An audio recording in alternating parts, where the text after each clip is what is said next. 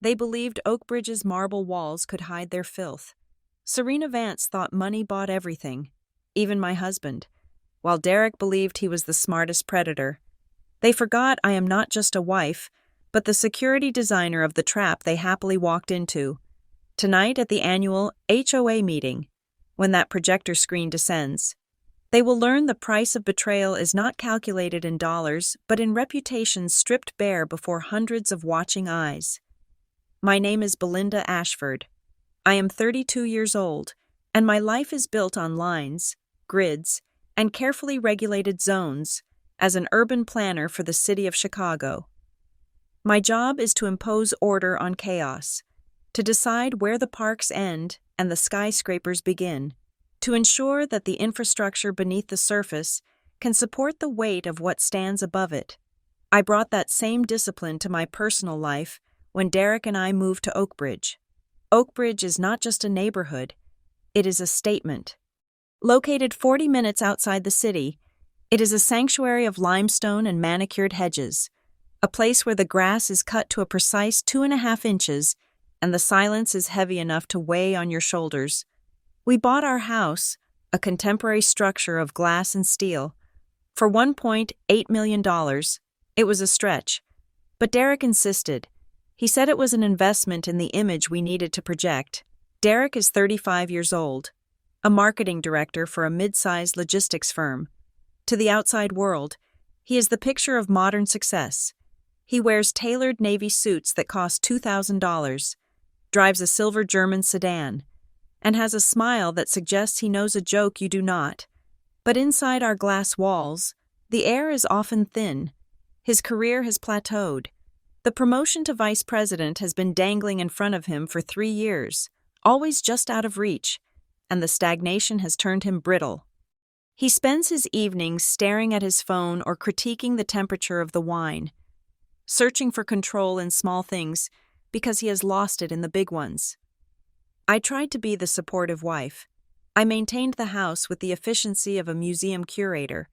I managed our investments, designed the smart security system that hummed invisibly within our walls, and ensured our social calendar was full enough to look popular, but empty enough to be exclusive. I thought we were safe here.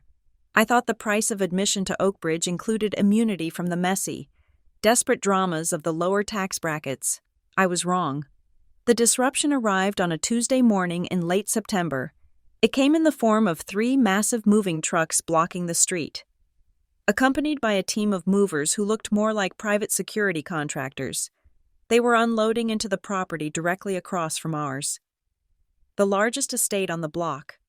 It had been vacant for 2 years, a sprawling Mediterranean-style villa that looked out of place among our modern colonials. But money has a way of erasing aesthetic clashes. I was in my home office, reviewing a zoning proposal for a new riverfront district, when I saw her, Serena Vance. She stepped out of a black SUV like she was stepping onto a red carpet, even from across the street. The artificiality of her perfection was striking. She was blonde, but not a shade found in nature. It was the color of spun gold under studio lights. Her face was a marvel of modern dermatology and surgical precision. Her nose was too perfect, her cheekbones too high, her skin pulled just tight enough to banish any hint of expression lines. She wore a white cashmere jumpsuit that probably cost more than my first car, and she moved with a tramping, territorial confidence. Behind her trailed a man who seemed to be fading into the background even as he stood in direct sunlight. This was Julian Vance. He was tall, perhaps 40 years old, with the slumped shoulders of someone who has spent a lifetime apologizing for taking up space. He wore a gray hoodie and jeans, looking less like a millionaire tech investor and more like an IT support technician on his day off. He carried a box marked kitchen, while Serena pointed a manicured finger at the movers. Barking orders I could not hear through my triple-paned windows. I felt a cold prickle on the back of my neck. It was the same instinct I felt when looking at a building blueprint that had a structural flaw hidden in the foundation.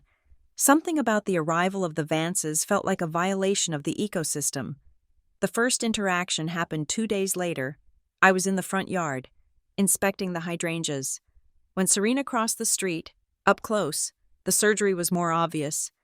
Her lips were full to the point of swollen, and her eyes, a piercing contact lens blue, swept over me like a scanner appraising the value of a piece of furniture. "Hi," she said, her voice a husky purr that sounded practiced. "I'm Serena. We just moved in across the way."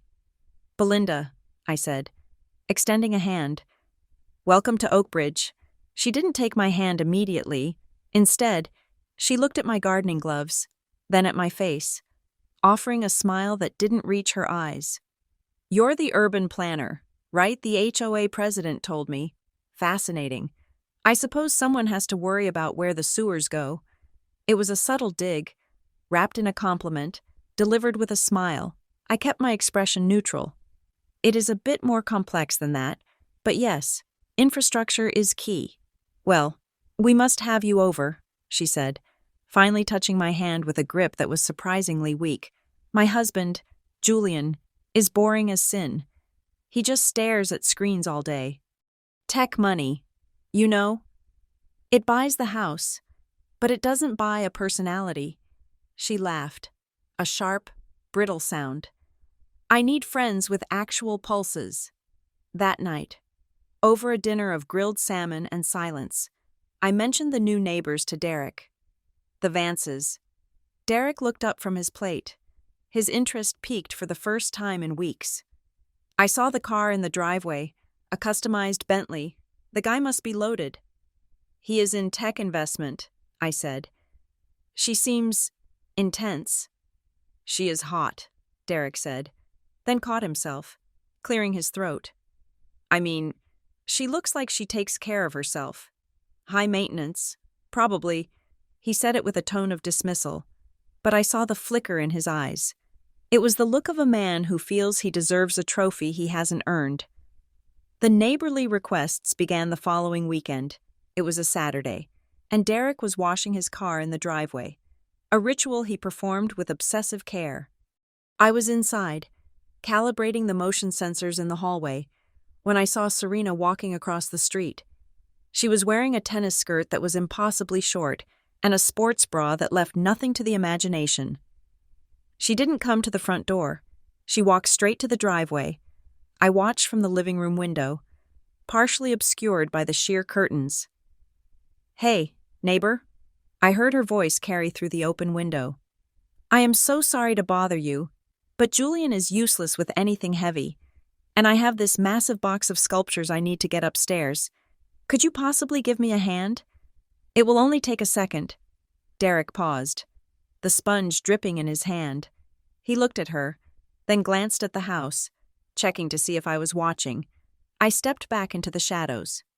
"Sure," Derek said, his voice dropping an octave. "Happy to help." He followed her across the street. He was gone for 45 minutes. When he returned, he looked flushed. "Just gave them a hand with some furniture," he said, too quickly, as he walked into the kitchen for a glass of water. "Julian has a bad back, apparently." "For 45 minutes?" I asked, not looking up from my tablet. "She kept talking," Derek said, shrugging. "She is a talker, a bit much. Honestly, kind of annoying." He was lying.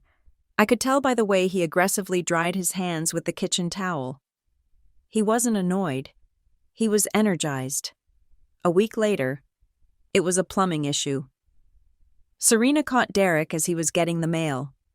"The sink in the master bath is leaking everywhere," she cried, clutching his arm with both hands. "I don't know who else to ask. Julian is on a conference call and the water is ruining the floors." Derek went, again. I stood by the window, watching them cross the street. I saw Serena lean into him as they walked, her shoulder brushing against his arm. I saw Derek straighten his posture, puffing out his chest. He looked like a peacock preening for an audience.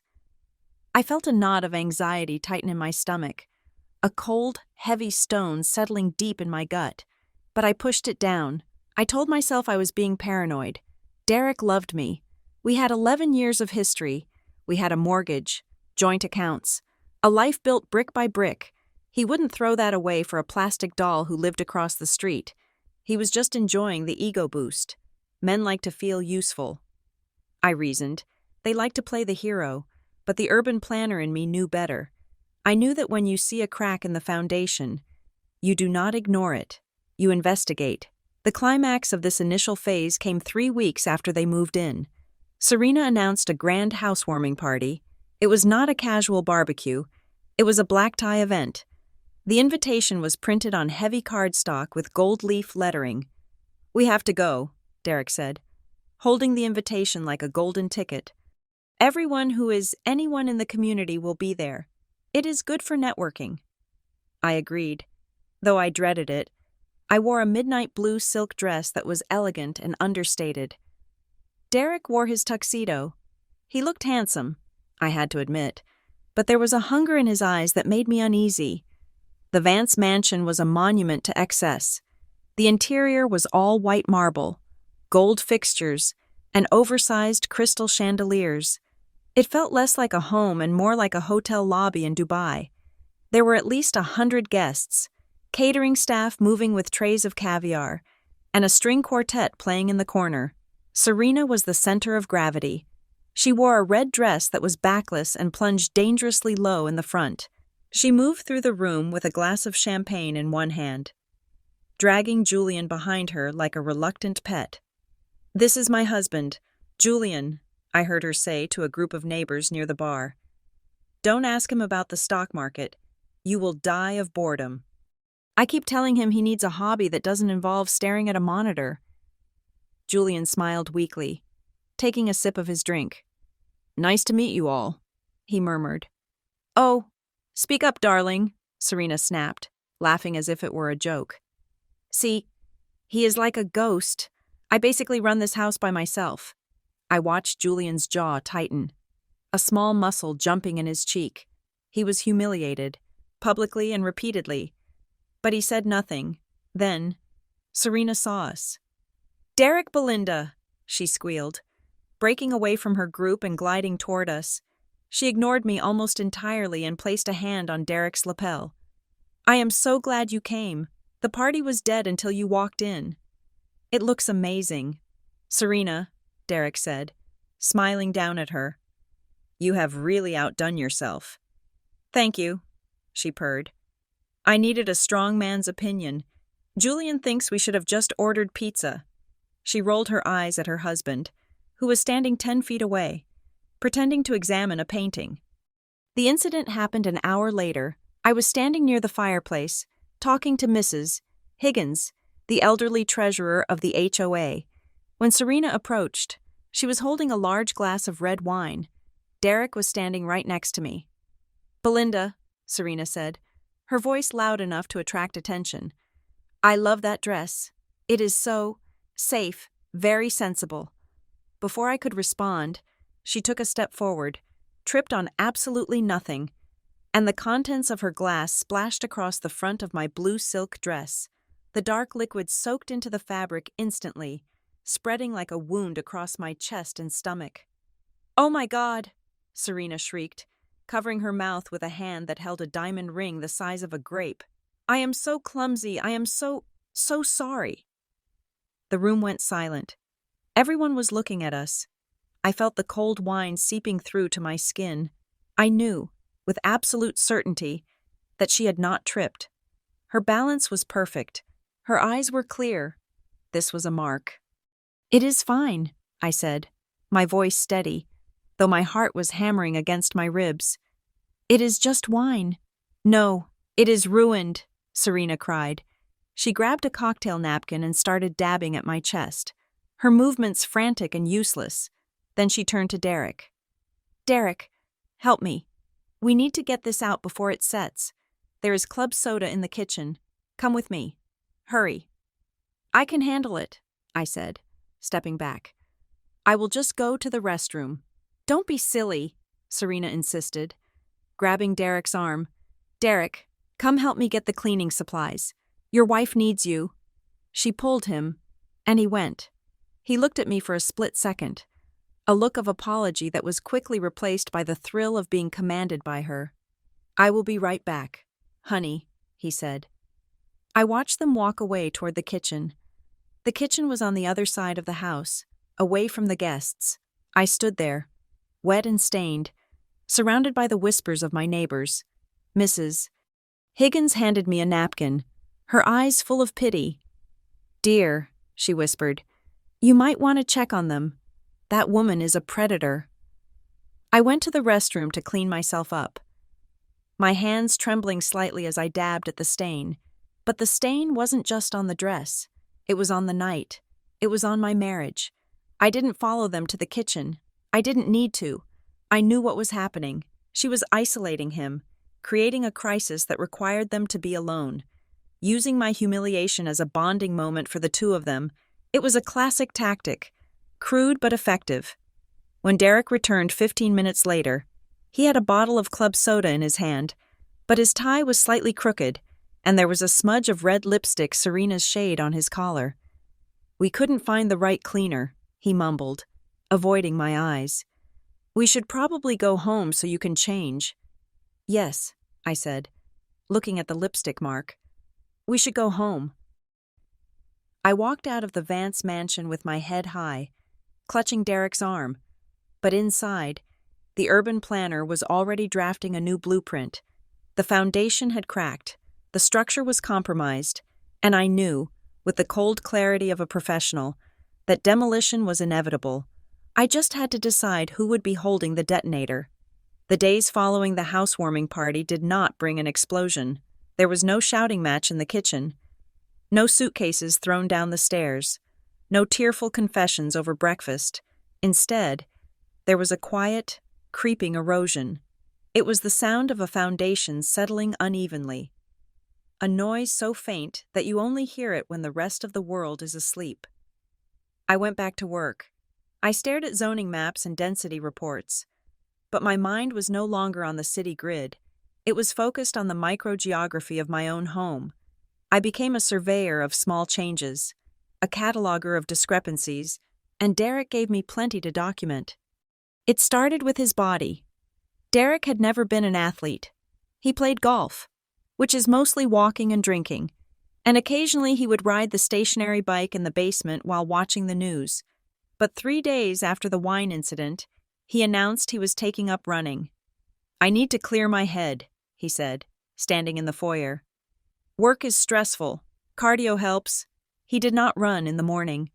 When the air was crisp and the neighborhood was waking up, he ran at night, at 8 in the evening, after dinner. When the streetlights were buzzing and the shadows stretched long across the manicured lawns, he bought new gear, not just a pair of sneakers, but an entire wardrobe, high-end compression shorts, moisture-wicking shirts that clung to his chest, and expensive running socks. I watched him dress one Tuesday evening. He was adjusting the waistband of his shorts in the mirror, turning side to side, checking his profile. He was not looking at his muscles for his own satisfaction. He was inspecting the merchandise. He was preening. "You are going out now?" I asked. I was sitting on the edge of the bed, holding a book I had been reading for a week without finishing a single chapter. "It is 40 degrees outside. The cold is good for circulation," he said. He did not look at me. He was busy spraying cologne on his neck. "You wear cologne to run?" I asked. My voice was level, stripping away the accusation before it could leave my throat. He paused. His hand hovered over the bottle of expensive wood and citrus scent he usually saved for board meetings. "I just want to smell fresh." "Belinda, why the interrogation?" "No interrogation," I said. "Just an observation." He left. I heard the front door close, not with a slam, but with a careful, deliberate click. I went to the window. I watched him jog down the driveway. He turned left, toward the park, toward the perimeter of the neighborhood where the walking paths wound through the woods. 10 minutes later, I saw the lights in the master bedroom of the Vance mansion across the street turn off. I did not sleep well that week. The bed felt vast. Derek returned an hour later, flushed and breathless, but he did not smell like sweat. He smelled like the cold night air and something else, something faint. The next crack appeared on his phone. For 6 years. Derek's passcode had been 0612. June 12th. my birthday. It was a small, sentimental gesture that I had always appreciated. His phone used to live on the kitchen island, screen up, buzzing with ESPN notifications or emails from his assistant. Now, the phone lived in his pocket.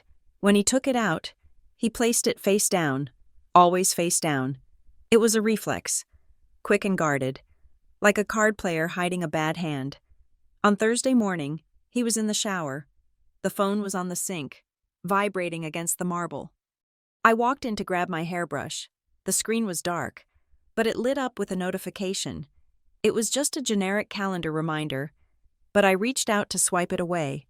I entered 0612. The screen shook. Incorrect passcode. I stopped. My finger hovered over the glass. I tried again. 0612. Incorrect passcode. I stared at the device. It was just a piece of technology. Glass and metal and silicon. But in that moment, it felt like a door that had been slammed in my face. He had changed the lock. He had evicted me from his digital life.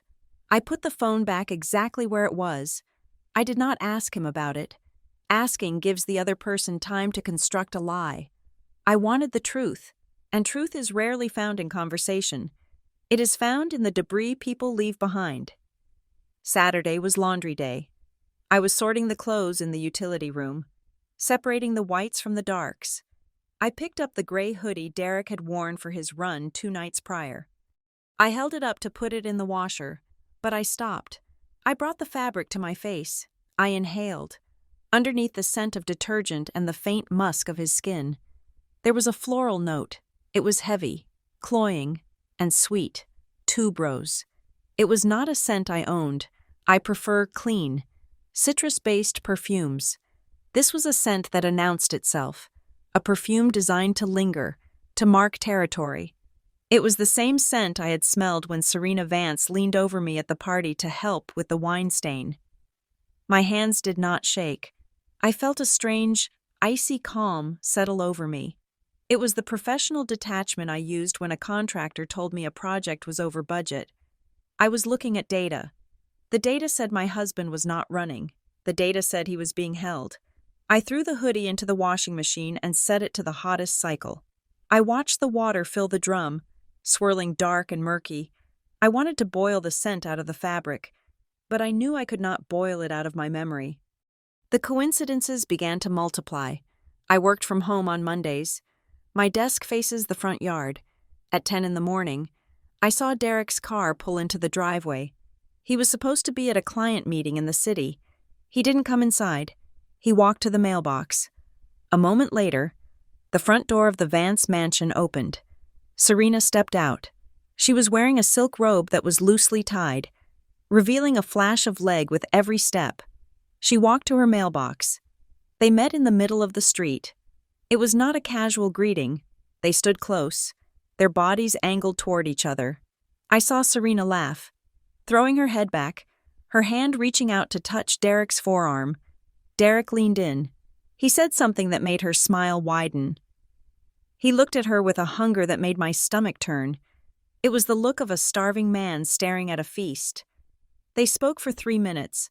Then, as if on a synchronized timer, they parted. Derek got back in his car and drove away. Serena walked back to her house, looking back over her shoulder at his retreating taillights. He never told me he had stopped by the house. When he came home that evening, I asked, "How was your day?" "Back-to-back meetings," he sighed, loosening his tie. "I didn't even have time for lunch." "Did you come home at all?" I asked, looking at my laptop screen. "Home." He laughed, a dry, nervous sound. "I wish I was stuck in the boardroom until 4. Liar. The evidence continued to accumulate in the financial records. I manage our finances.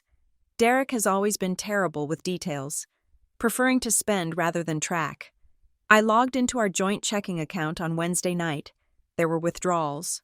Small ones, $200, $300, $400, all in cash, all from ATMs that were nowhere near his office. One withdrawal was from an ATM at a gas station 3 miles from our house, time-stamped at 9:30 at night. A night he said he was running. I asked him about the cash casually. I noticed some withdrawals. Derek, do you need me to transfer more to checking? Oh, that, he said, not looking up from his dinner. Just client entertainment. Some of these guys like to go to cash-only dive bars, trying to be relatable. You know I will expense it later. Client entertainment, I repeated. At a gas station. He froze. His fork hovered halfway to his mouth. I needed cash for the valet, he said quickly. And tips. You know how it is. Right, I said. Tips. The most jarring incident happened at the grocery store. It was a Sunday afternoon. I was at the upscale market in the next town over, picking up ingredients for a dinner I no longer wanted to cook. As I walked back to my car, pushing the cart through the parking lot, I saw it. Derek's silver sedan. It was parked in the far corner of the lot, behind a row of oversized dumpsters used for cardboard recycling. It was a spot no one parked in unless they were trying to be invisible. I stopped the cart. I walked toward the car, my heart beating a slow, heavy rhythm against my ribs. I approached from the rear. The engine was off. The windows were tinted, but I could see inside. The passenger seat was reclined all the way back. The car was empty. I stood there for a long moment, staring at that reclined seat. It was a crude, vulgar detail. It suggested hasty encounters, uncomfortable angles, and a desperation that felt beneath us, beneath him. Or maybe I just didn't know him at all. I looked around the parking lot. I saw a black SUV parked 2 spaces over. It looked familiar. It looked like the car that had delivered Serena Vance to our neighborhood. I turned around and walked back to my car. I did not wait for them to return. I did not want to see them stumbling out of the shadows. Adjusting their clothes, I drove home in silence, the radio off, my knuckles white on the steering wheel. That night, I tried one last time. We were in bed. The room was dark. Derek was lying on his back, staring at the ceiling. I could feel the distance between us, a physical coldness that radiated from his side of the mattress. I reached out. I placed my hand on his chest. His skin was warm, but his muscles tensed immediately under my touch. Derek, I whispered. He didn't move. I'm tired. Belle, we haven't. It has been weeks, I said. Is everything okay? I told you. It is work, he snapped, shifting away from me, pulling the duvet up to his shoulder. I have a lot on my mind. Can you just let me sleep? You weren't too tired to run 4 miles tonight, I said. He sat up, in the darkness. I could see the outline of his profile, sharp and angry. Are you serious? You are jealous of me exercising. You want me to be fat and lazy. Is that it? I want you to be my husband, I said. I am your husband, he hissed. Stop smothering me. Belinda, you are acting crazy. Just go to sleep. He turned his back to me. I lay there in the silence. I listened to his breathing even out, feigning sleep, but he wasn't asleep. I could tell by the tension in his shoulders. At 2 a.m, I woke up. The space beside me was empty. The sheets were cold. I got out of bed. I did not turn on the lights. I walked barefoot down the hallway, the plush carpet swallowing my footsteps. I heard a voice coming from the garage. The door to the garage is heavy, fire-rated steel, but it was cracked open an inch. I stood in the mudroom, leaning close to the gap. No, you are bad. Derek's voice drifted through. It wasn't the tired, stressed voice he used with me. It was low, husky, and full of a playful energy I hadn't heard in years. I can't believe you said that to him. You are terrible. Pause. Yeah, she's asleep, out cold. She doesn't have a clue. Pause. A laugh, cruel and dismissive. Tomorrow I can try. I will tell her I have a late conference call. God, I can't wait. That dress you wore today, it drove me crazy. I stood there, feeling the cold air from the garage seep into my bones. She doesn't have a clue. The words hung in the air like smoke. He thought I was the naive wife, the urban planner who only understood concrete and steel. not the fluid dynamics of deception. He thought he was safe because I hadn't screamed, because I hadn't thrown a vase, because I kept washing his clothes and cooking his dinner. He was wrong. I stepped back from the door. I walked silently back upstairs. I did not get back into bed. I went to my home office. I sat down at my desk and opened my laptop. I looked at the blueprints of our house. I looked at the wiring diagrams I had drawn up years ago. I looked at the security zones. My instinct to confront him was gone. The emotional part of me, the part that wanted to cry and beg for an explanation, had been cauterized by that laugh in the garage. What remained was the professional, the planner, the woman who knew that before you demolish a structure, you must first document every structural failure. You must survey the site. You must gather the evidence. I would not ask him again. I would not beg. I opened a new browser tab and ordered 3 high-definition, motion-activated micro-cameras disguised as smoke detectors. I paid for expedited shipping, if they wanted to play games in the dark. I would bring the light. I would turn my home into a panopticon, and I would watch every single move they made. The suggestion arrived on a Tuesday evening.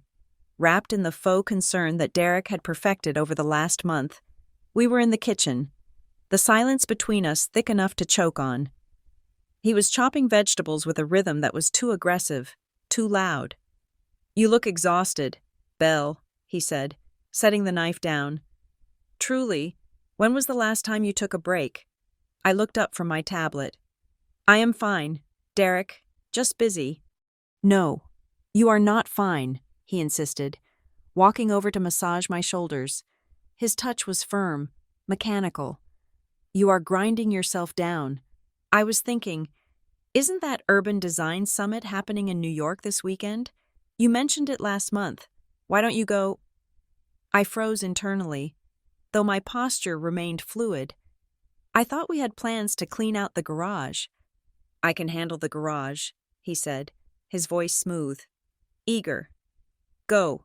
Stay at the plaza. Get room service. See a show. You deserve it.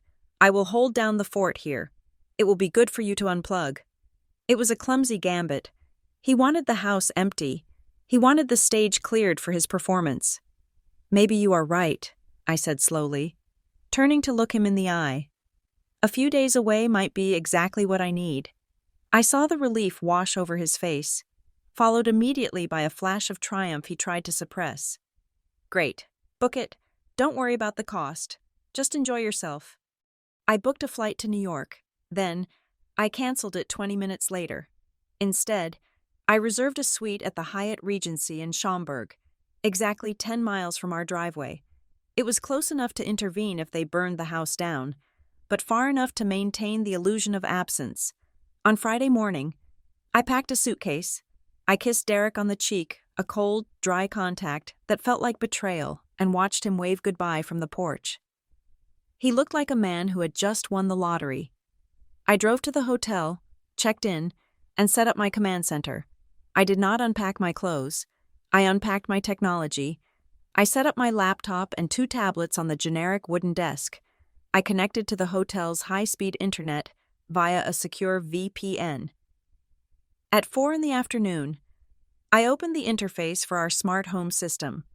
The dashboard showed the status of every sensor in the house. Front door locked, back door locked, garage closed. Then, the notifications started rolling in. At 5:30, the system alerted me. Living room camera offline. User Derek. At 5:32, master bedroom camera offline. User Derek. He was thorough. He had gone into the admin panel and manually disabled the visible cameras, the ones we used to check on the dog when we were on vacation. He thought he had blinded the house. He thought he was invisible. But Derek was a marketing director, not an engineer. He understood the interface, not the infrastructure. He did not know about the redundant system I had installed 3 years ago after a string of burglaries in the neighborhood. He did not know about the wide-angle lens concealed within the smoke detector in the upstairs hallway. He did not know about the pinhole camera hidden inside the motion sensor in the master dressing room, a safeguard I had put in place when we hired a cleaning service I didn't fully trust. These cameras were hardwired. They did not run on the main Wi-Fi network. They ran on a separate, concealed subnet. They did not show up on the user dashboard he had access to. I sat in the darkened hotel room, the glow of the screens illuminating my face, and waited. At 7:14 in the evening, the backdoor sensor tripped. Backdoor unlocked. User manual override. I maximized the feed from the hallway camera. The angle was high, looking down the length of the corridor that connected the kitchen to the living room and the stairs. Derek appeared first, walking backward, his hand extended. He was pulling someone in. Serena Vance stepped into the frame. She was not wearing neighborly attire. She was wearing a slip of black silk that ended high on her thighs, and over it, a sheer robe that billowed like smoke as she moved. She was barefoot. She did not knock. She did not hesitate. She walked into my home with the entitlement of an owner. "God, finally," she said. The microphone on the hallway camera was sensitive. It picked up the rustle of her silk and the breathy quality of her voice. "I thought she would never leave. Did she suspect anything?" "Not a thing," Derek replied, pulling her into his arms. "She thinks she's going to see some architecture exhibit. She is probably checking into the plaza right now." They kissed. It was sloppy and urgent. I watched my husband's hands that I had held during his father's funeral. Hands that had signed our marriage license roam over the body of the woman who lived across the street. I felt a physical blow to my chest, a sharp, winding impact, but I did not look away. I checked the recording status. Recording, resolution 4K, audio high fidelity. "Wait," Serena said, pulling back. "Wine. You promised me the good stuff, not that grocery store trash you usually drink." "Way ahead of you," Derek said. He led her toward the kitchen, out of frame, but the audio remained clear. "Belinda has a stash in the cellar, a 1996 Bordeaux. She has been saving it for our 10th anniversary or something. I grabbed it." My stomach turned. That bottle was worth $800. I had bought it in France on our honeymoon. It was a tangible memory of a time when we were happy. They returned to the hallway frame a moment later, bottle in hand, already uncorked. They walked up the stairs, heading toward the master bedroom. I switched feeds. I brought up the camera in the dressing room. The dressing room connects the master bedroom to the bathroom. It is a large space, lined with mirrors and custom cabinetry. The camera was positioned high on a shelf, disguised as a motion sensor for the lights. They tumbled into the room, laughing. Serena hopped up onto the center island, the marble countertop where I laid out my clothes every morning. She took a swig directly from the bottle, red wine trickling down her chin. She wiped it away with the back of her hand, laughing. "Ugh," she groaned, looking around the room. "This house, it is so beige." "Belinda calls it minimalist chic," Derek said, leaning between her legs. "I call it sterile depression," Serena countered. "It looks like a dentist's waiting room. No soul, no passion, just like her, right?" "You have no idea," Derek said. "She is a robot. Everything has to be scheduled. Everything has to be planned. Living with her is like living with a spreadsheet." "Poor baby," Serena cooed, stroking his hair. "You deserve so much better. You deserve excitement. You deserve richness." "I deserve you," Derek said. "Well," Serena smiled, a predatory expression that made her look sharp and dangerous. "That brings me to the other thing we need to discuss. The investment." Derek pulled back slightly. "Right, the funds." "Julian is cutting me off," she said, her voice dropping, becoming hard and businesslike. "He is threatening to freeze the accounts if I don't sign some post-nuptial amendment. I need liquidity. Derek, fast. My project in the Caymans is ready to launch. But if I don't put the capital down by next week, I lose my stake." "I told you," Derek said, running a hand through his hair. "Our cash flow is tight. Belinda watches the accounts like a hawk." "So stop asking for permission," Serena snapped. She hopped off the counter and walked around the room, trailing her fingers over my neatly hung dresses. "Divorce her. Derek, do it now. Illinois is an equitable distribution state. You are entitled to half. Half of the savings isn't enough for the buy-in, Derek muttered. Not the savings, Serena said, turning to face him. The house? I stopped breathing. This house is worth nearly $2 million, Serena continued, her eyes gleaming, plus the inheritance she put into the trust. You said she commingled the funds when you did the renovation, right? Yeah, Derek said hesitantly. Technically. Then it is marital property, Serena said triumphantly. File for divorce, demand the house, force a sale. You walk away with $1 million. Easy. You give that to me. I triple it in 6 months with the resort deal. And we leave this boring suburb forever. We can live in Monaco. We can live anywhere. Derek looked at her. I saw the greed wash over his face, warring with his cowardice. She will fight it. She knows the law. She is weak, Serena scoffed. She is a people pleaser. She hates conflict. If you come at her hard, if you threaten to expose, I don't know, make something up. Tell her you will ruin her reputation at the city council. Tell her you will drag it out for years. She will settle just to make it stop. She is pathetic like that. Derek was silent for a long moment. Then, he smiled. It was a slow, ugly smile. You are right. She hates noise. She would pay just to keep things quiet. Exactly, Serena said, walking back to him and wrapping her arms around his neck. We strip her clean. Derek, we take the house, the trust, the wine, everything, and then we start our real life. God, I love you, Derek whispered. I know, she said. Now, show me how much. They moved out of the dressing room and into the bedroom. I sat in the hotel room, the silence deafening. The screen showed the empty dressing room, the expensive clothes hanging in mute witness, the bottle of 1996 Bordeaux sitting on the counter where Serena had left it. I did not cry. I thought I would scream, or throw the laptop against the wall, or drive back to the house and burn it to the ground. But as I watched the digital timestamp tick forward, measuring the seconds of my life that were being stolen, I felt something else entirely. The heat of anger evaporated, replaced by a crystalline coldness. It was the feeling of standing in a blizzard and realizing you can no longer feel your fingers. They weren't just having an affair. They were conspiring to commit fraud. They were planning to leverage my family's legacy, my hard work, my home, to fund a fantasy built on a scam. Serena Vance was broke. The desperation in her voice about the Cayman project was unmistakable. She was a grifter, and Derek was not just a cheater. He was a thief. I reached out and clicked the save button on the recording interface. File saved. Size 3.2 gigabytes. I opened a new folder on my secure cloud drive. I named it The Demolition. I dragged the file into it. Then I backed it up to 2 separate external hard drives.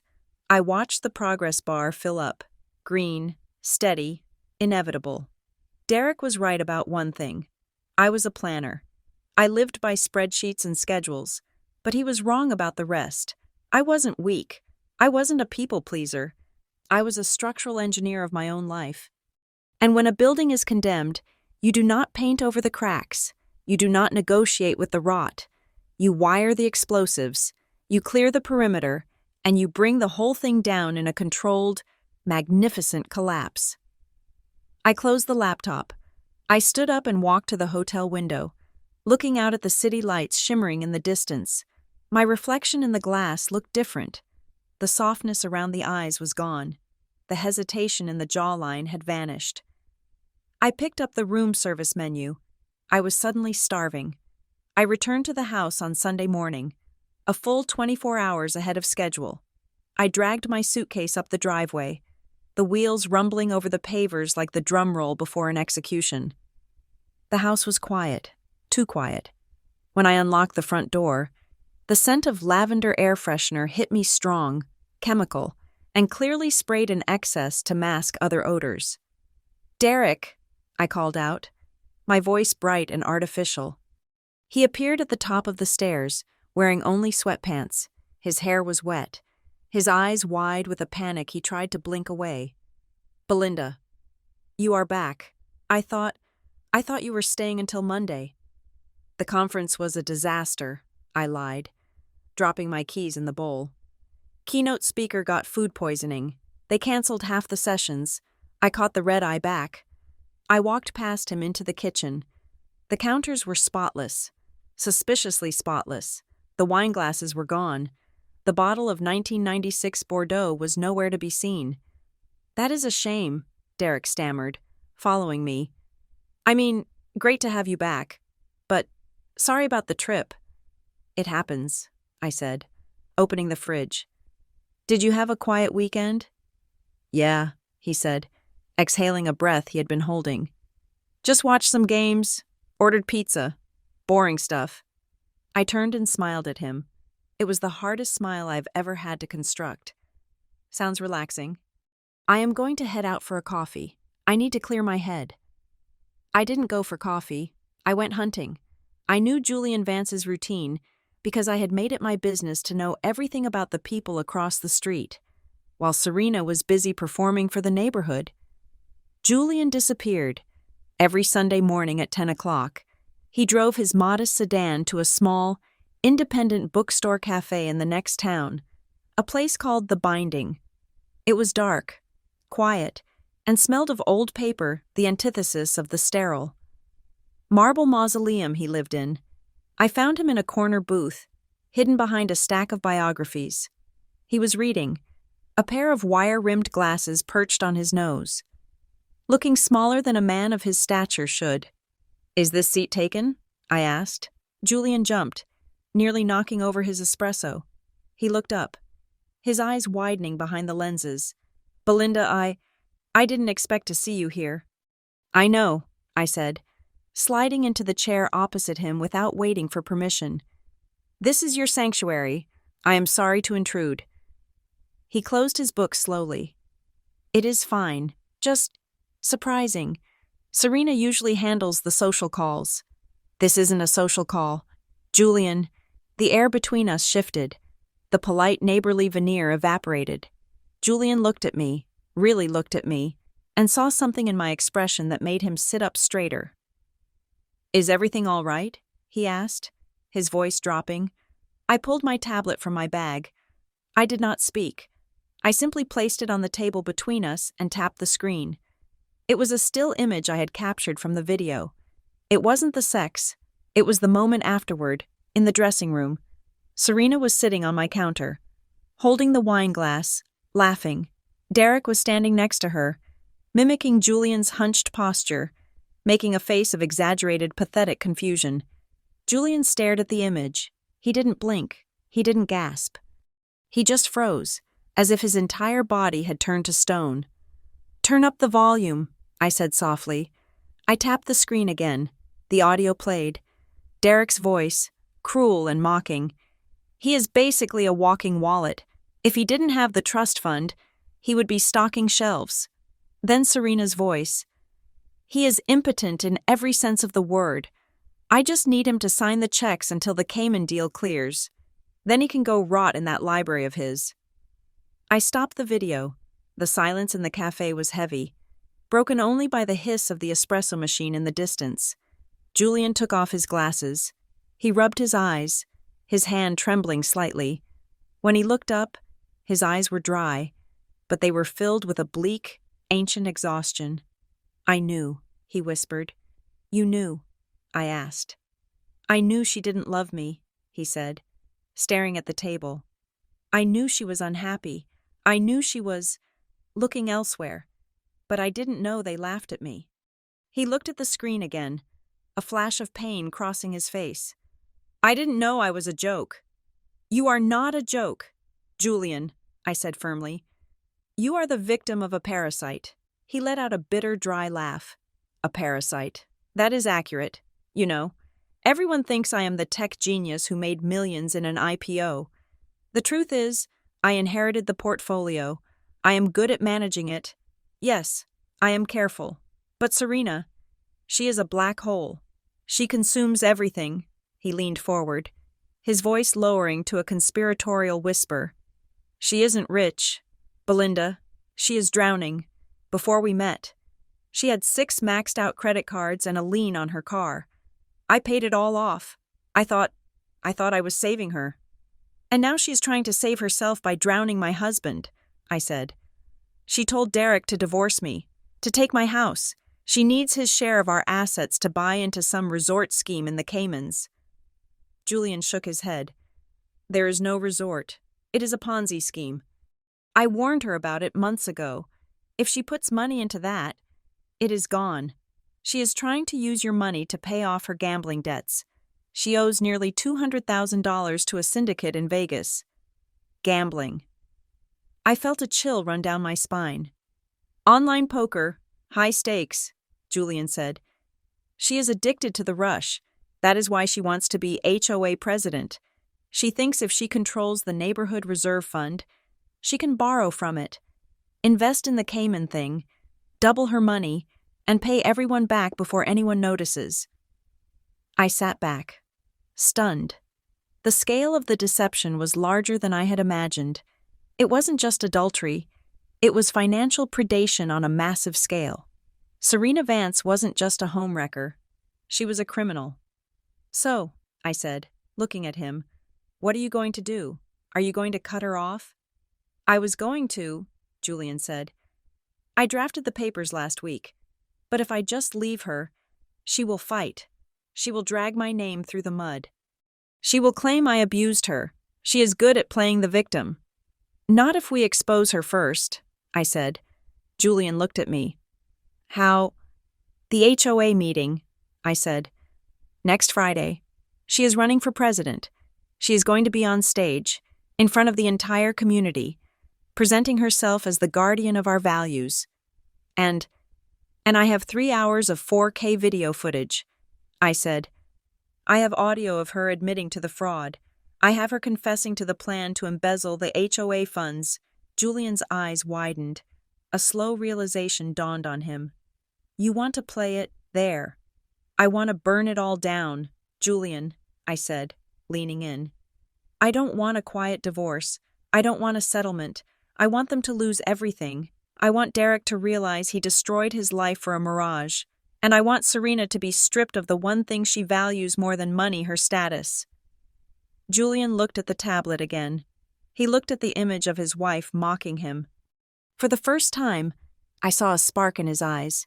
It wasn't anger. It was resolve. It was the look of a man who has been pushed into a corner and realizes he is the one holding the weapon.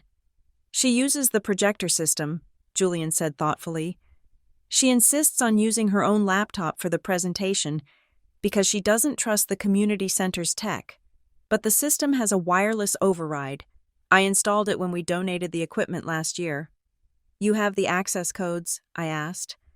I wrote the access codes, he corrected. A small, grim smile touched his lips. I can give you remote access. You can hijack the feed from anywhere in the room. I need more than access, I said. I need legal leverage. If we do this, she will come after us. She will sue for defamation. She will try to freeze your assets before you can cut her off. Let her try, Julian said, his voice hardening. I have the original prenuptial agreement. It has a fidelity clause. If she cheats, she gets nothing. Absolutely nothing. I just needed proof. You have the proof now, I said, tapping the tablet. And you, Julian asked. What about Derek? He is your husband. Derek died 3 days ago, I said, my voice devoid of emotion. The man living in my house is just a squatter. I am evicting him. We sat there for another hour. We did not talk about feelings. We did not cry. We talked strategy. We talked timing. We planned the sequence of events like architects designing a demolition. Julian would handle the financial ambush, freezing her access to the joint accounts exactly 1 hour before the meeting started. So her cards would decline if she tried to run. I would handle the visual evidence. When we left the cafe, the sun was high in the sky, casting sharp, unforgiving shadows. We shook hands in the parking lot. His grip was firm this time. Belinda, he said, before getting into his car. Thank you. For what? for showing me that I don't have to be the ghost in my own life. We are not ghosts, Julian, I said. We are the haunting, and they are about to be very, very afraid. I drove home with a strange sense of peace. The betrayal still hurt, a dull ache in the center of my chest. But the chaos was gone. I had a plan, I had an ally, and I had a deadline. 5 days. 5 days to play the role of the oblivious wife one last time. While beneath the surface, the fuses were already burning. The following Monday morning, I initiated the demolition phase in urban planning. Before you bring down a condemned structure, you often weaken the load-bearing walls so that gravity does the work for you. You do not just attack, you entice the building to collapse upon itself. I started with the bait. I knew Derek's primary motivation was not lust, nor was it love, it was inadequacy. He felt small, and Serena Vance offered him a reflection that looked large. To trap him completely, I needed to feed that hunger until it choked him. I waited until dinner. I had prepared a roast chicken, the kind of domestic, comforting meal that suggests stability. Derek was picking at his food, his phone vibrating silently in his pocket. Serena, no doubt, demanding updates. I received some interesting news from the city council today, I said, keeping my voice casual as I poured him a glass of water. Derek did not look up. Yeah, another zoning dispute. No, I said. They are finally greenlighting the Lakeshore redevelopment project, and they want me to lead it. The offer came with a promotion to Director of Urban Strategy. Derek stopped chewing. He looked at me, his eyes narrowing slightly. Director, that is a big step up. It is, I continued, cutting a piece of chicken with surgical precision. But the real news is the compensation package. Because it is a grant-funded initiative, there is a signing bonus, a retention incentive, $500,000, paid out this Friday. The fork dropped from Derek's hand. It clattered against the china, a sharp, jarring sound in the quiet kitchen. 500,000, he repeated. $500,000, this Friday. Yes, I sighed, feigning a look of overwhelming fatigue. But honestly, Derek, I don't know if I have the mental bandwidth to handle the logistics, the tax implications, the investment allocation. I am already drowning in the blueprints. I was thinking of just letting it sit in the savings account for a year until I can figure it out. I watched the gears turn in his head. I watched the greed bloom behind his eyes like a fast-growing mold. $500,000 was exactly enough to buy into Serena's non-existent Cayman resort. It was his ticket to Monaco. It was his escape hatch. That seems inefficient, Derek said, his voice trembling with suppressed excitement. He reached across the table and took my hand. His palm was damp. Belinda, you are brilliant at design, but you are already stressed. You shouldn't have to worry about the money management side. I can handle that for you. You would? I asked, widening my eyes in mock gratitude. Of course, he said, squeezing my fingers. I am your husband. We are a team. In fact, if you sign a limited power of attorney document, I can move the funds into a high-yield portfolio the second they hit the account. You won't even have to look at a bank statement. I will take care of everything. That sounds wonderful, I said softly. You are so good to me. Derek, I will draft the paperwork tomorrow, he said, too quickly. Just to take it off your plate. I smiled. The hook was set. The next day, the rats began to scramble. Julian Vance played his part perfectly. On Tuesday morning, a black town car arrived at the mansion across the street. Julian emerged with 2 large suitcases, looking suitably grim. He stopped by our mailbox where I was pretending to check for letters. Singapore, he said quietly, not looking at me. Emergency board meeting. I will be gone until Sunday. Safe travels, Julian, I said loud enough for the neighbors to hear. Under my breath, I added, The stage is yours. He nodded once, got into the car, and drove away, with the controlling husband out of the way and the naive wife busy at work. Serena and Derek wasted no time. I knew they would not meet in the house during the day. The risk of a cleaning crew or a delivery driver was too high. They preferred the secluded sunken garden between our properties, a spot shielded by tall hedges and decorative stone walls. It was their war room. I had anticipated this, on Monday night, while Derek was asleep. I had slipped out and placed 2 high-fidelity audio recorders in the garden. One was magnetic, attached to the underside of the iron bench they favored. The other was disguised as a small solar garden light, planted deep in the ornamental grass. On Wednesday afternoon, I sat in my office with my headphones on, listening to the live feed. The audio was crystal clear. I could hear the wind rustling the leaves, the distant hum of a lawnmower, and the sharp click of Serena's heels on the stone path. Did she sign it? Serena's voice was sharp, urgent. Not yet, Derek replied. He sounded breathless, anxious. She said she wants to read it over tonight, but she is going to sign. She trusts me completely. She thinks I'm doing her a favor. You need to push her, Derek, Serena hissed. The HOA meeting is Friday night. If I don't have that deposit wired to the syndicate by Saturday morning, the deal collapses. And if the deal collapses, I am exposed. Julian's lawyers are already sniffing around my accounts. I know, Derek said. But I can't look desperate. If I push too hard, she might get suspicious. Suspicious? Serena laughed, a cruel, hacking sound. Belinda doesn't have a suspicious bone in her body. She is a cow. Derek, a boring, grazing cow. She is probably just grateful you are paying attention to her. I felt a cold flash of heat in my chest, but I kept my hand steady on the volume dial. I don't like talking about her like that, Derek mumbled, a feeble attempt at a conscience. She has been decent. Decent doesn't buy us a villa in the Mediterranean, Serena snapped. Look, do you love me? You know I do, Derek said. I am doing this for us. There was a pause. I could hear the sound of fabric rustling. Likely Serena stepping closer to him. Then get the signature, she purred. Get the money. Once the transfer is complete, we file for divorce on Monday.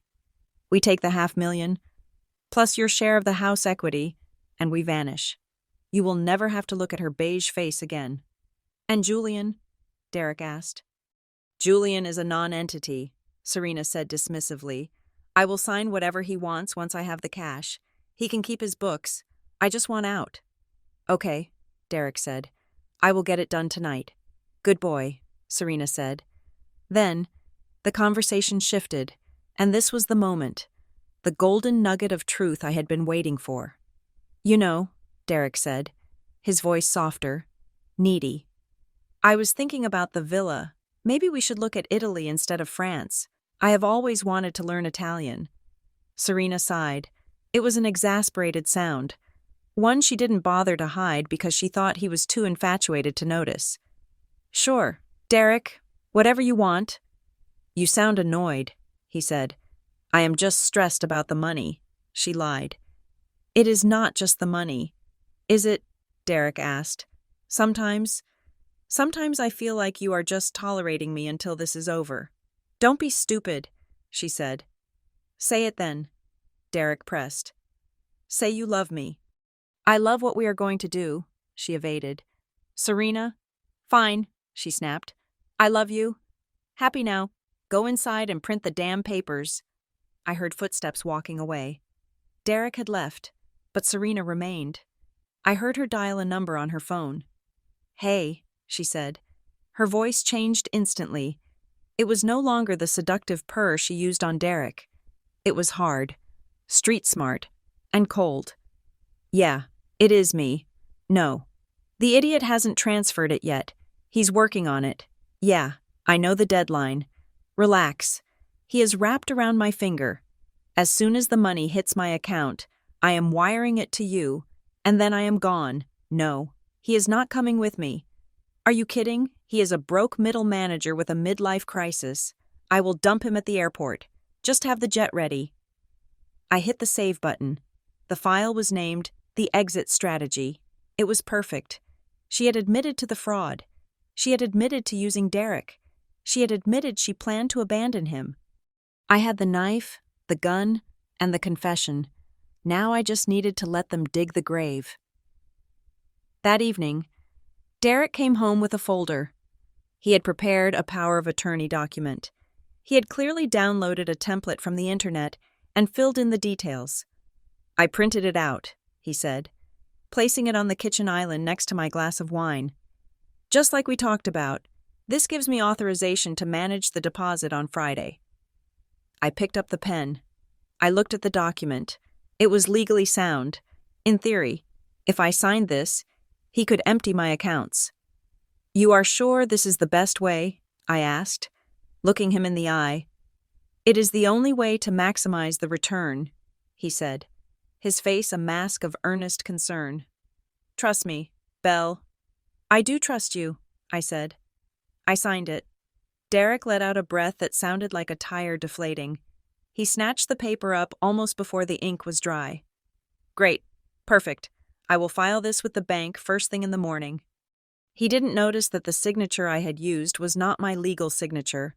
I had omitted my middle initial, which was required by my bank for any document over $10,000. He also didn't know that I had already called the bank manager, an old college friend of mine, and flagged my accounts for suspected external fraud, meaning any attempt to use a power of attorney would trigger an immediate freeze and a silent alert to the police. Derek thought he had a key to the vault. In reality, he had just handed me a physical piece of evidence proving his intent to commit grand larceny. On Thursday, I met with Julian's lawyer, Mr. Sterling. We met in a bland office park 3 towns over to avoid recognition. Mr. Sterling was a sharp, gray-haired man who looked like he ate steel for breakfast. "We have reviewed the footage you sent," Sterling said, steepling his fingers. "It is admissible. The confession regarding the investors and the plan to abandon your husband creates a clear case for conspiracy to commit fraud.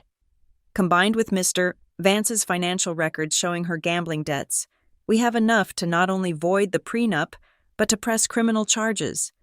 "And the asset transfer?" I asked. "We have prepared the dummy confirmation," Sterling said, sliding a piece of paper across the desk. "Mr. Vance has arranged for a digital alert to be sent to Serena's phone on Friday evening. Right before the meeting starts, it will look like a transfer confirmation from your husband's bank. It will make her believe the money is hers. It will make her confident." "Good," I said. "Overconfidence makes people sloppy." "You are a terrifying woman, Mrs. Ashford," Sterling said, and he meant it as a compliment. "I am just efficient," I replied. Friday arrived. The air in Oakbridge was electric. The annual Homeowners Association meeting was the social event of the season, a chance for the wealthy residents to drink expensive scotch and complain about the height of their neighbors' hedges. But this year, the tension was different. Serena Vance was running for president. She had been campaigning aggressively, promising to revitalize the community, to bring in modern luxury. I spent the afternoon getting ready. I chose a white suit, not cream, not ivory, but stark, blinding white. It was a suit of armor. I pulled my hair back into a sleek, severe bun. I applied my makeup with a heavy hand-sharp contour, bold red lip. I did not look like the soft, beige wife Derek was used to. I looked like a CEO. I looked like a judge. Derek was pacing the living room, checking his phone every 30 seconds. "Did the transfer go through?" he asked, adjusting his tie. "The bank said it would clear by 5 o'clock, I said calmly, putting on my earrings. "Don't worry, Derek. It is all taken care of." At 5:05, his phone pinged. He looked at it, and a wave of relief washed over him so potent it almost knocked him over. It was the fake confirmation. "It is done," he whispered. He quickly typed a text to Serena. "Obviously." "Ready to go?" I asked, walking down the stairs. He looked up at me. For a second, he looked stunned. "You look different." "It is a big night," I said. "We need to make an impression." "Right," he said, slipping his phone into his pocket. Serena is going to make her speech tonight. We should get there early to support the neighbors. Oh, I wouldn't miss it for the world, I said. We walked out of the house. The sun was setting, casting long shadows across the perfectly manicured lawns. Across the street, the Vance mansion was dark, save for the porch light. Julian was supposedly in Singapore. Serena was already at the community house, preparing her victory lap. I carried a slim leather clutch. Inside, there was no lipstick or compact. There was a USB drive. There was a clicker for a presentation remote. And there was the small folded piece of paper that Mr. Sterling had given me. As we walked down the street, Derek reached out to take my hand. It was a reflex, a performance for the neighbors watching from their windows. I let him take it. His hand was warm, sweating slightly. Mine was cold. I squeezed his hand, not out of affection, but to test the grip. It was weak. He was trembling. "You seem nervous," I said. "Just excited for you," he lied. "For the bonus? For our future?" "Yes," I said, looking straight ahead at the lit-up community house at the end of the block. "Our future is going to be very different after tonight." He didn't hear the threat in my voice. He only heard what he wanted to hear. We arrived at the venue. The parking lot was full of Range Rovers and Teslas. The double doors were open, spilling golden light and the sound of polite chatter into the night. I paused at the threshold. I took a deep breath, inhaling the scent of expensive perfume and impending disaster. The trap was set. The players were in position. The evidence was loaded. "Shall we?" Derek asked, holding the door open. "After you," I said. I followed him inside, stepping into the light, ready to burn the whole world down. The Oakbridge community house was designed to intimidate. It was a sprawling structure of reclaimed timber and floor-to-ceiling glass, perched on a hill that overlooked the manicured expanse of the neighborhood like a feudal lord surveying his serfs. Tonight, it was lit up like a landing strip. Valets in crisp black uniforms were sprinting back and forth, parking cars that cost more than most people earn in a decade. The annual Homeowners Association meeting was technically a bureaucratic necessity, a time to vote on budget allocations and landscaping contracts. In reality, it was a blood sport wrapped in chiffon and silk. It was where the social hierarchy was calibrated, where alliances were forged over sparkling water, and where the neighborhood's collective ego was inflated to the point of bursting. And tonight, Serena Vance intended to be crowned queen. She arrived 10 minutes after the doors opened, timing her entrance to ensure the maximum number of eyes were facing the entrance. If I was a study in clinical white, Serena was a scream in crimson. She wore a gown that was entirely inappropriate for a community meeting of floor-length, strapless red number that clung to her surgically enhanced curves like a second skin. It was the kind of dress you wear to the Oscars, or perhaps to a very high-end murder trial where you plan to seduce the jury. The crowd parted for her. She moved through the room with a terrifying, predatory energy, her laugh echoing off the vaulted ceilings. She touched arms, kissed cheeks, and flashed that blinding, veneer-heavy smile. She was campaigning. She was selling a version of herself that didn't exist, the benevolent matriarch, the savvy investor, the protector of property values. I watched her from near the bar. Sipping a glass of mineral water, I felt nothing but a cold. Scientific fascination. It was like watching a bacteria culture flourish in a petri dish, unaware that the antibiotic had already been introduced. Derek stood beside me, vibrating with a nervous energy that he clearly mistook for adrenaline. He was clutching a scotch, his eyes darting around the room, but they kept returning to Serena. He looked at her with a mixture of lust and proprietary pride. In his mind, she was his prize. In his mind, my money was already sitting in an offshore account, ready to fund their escape. "She looks confident," Derek murmured, leaning close to my ear. "I think she has the votes locked up." "She certainly commands attention," I replied, my voice smooth and flat. "It is good for us," he whispered, a smirk playing on his lips. "If she controls the board, She can approve the sale of our house faster. No red tape. We can capitalize and move on." "Move on," I repeated. "Yes, that is the plan." He squeezed my shoulder, a gesture that was meant to be reassuring but felt patronizing. "You look great. By the way, that suit, it is very authoritative." "Thank you, Derek," I said, brushing an invisible speck of dust from my white lapel. I felt like tonight required a uniform. The room was filling up. There were nearly 200 people present. The heavy hitters of Oakbridge were all there, the real estate tycoons, the retired senators, the tech CEOs. These were people who could smell fear and weakness from a mile away. But Serena was so coated in the armor of her own narcissism that she didn't realize she reeked of desperation. She was currently holding court near the stage. Flanked by 2 sycophants from the gardening committee, she was gesturing wildly, talking about modernizing the aesthetic and leveraging community assets. I knew exactly what that meant.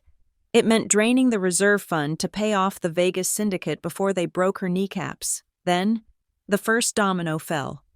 The heavy double doors at the back of the hall opened. The chatter in the room didn't stop immediately, but a wave of silence began to ripple outward from the entrance, moving through the crowd as heads turned. Julian Vance walked in. He was supposed to be in Singapore.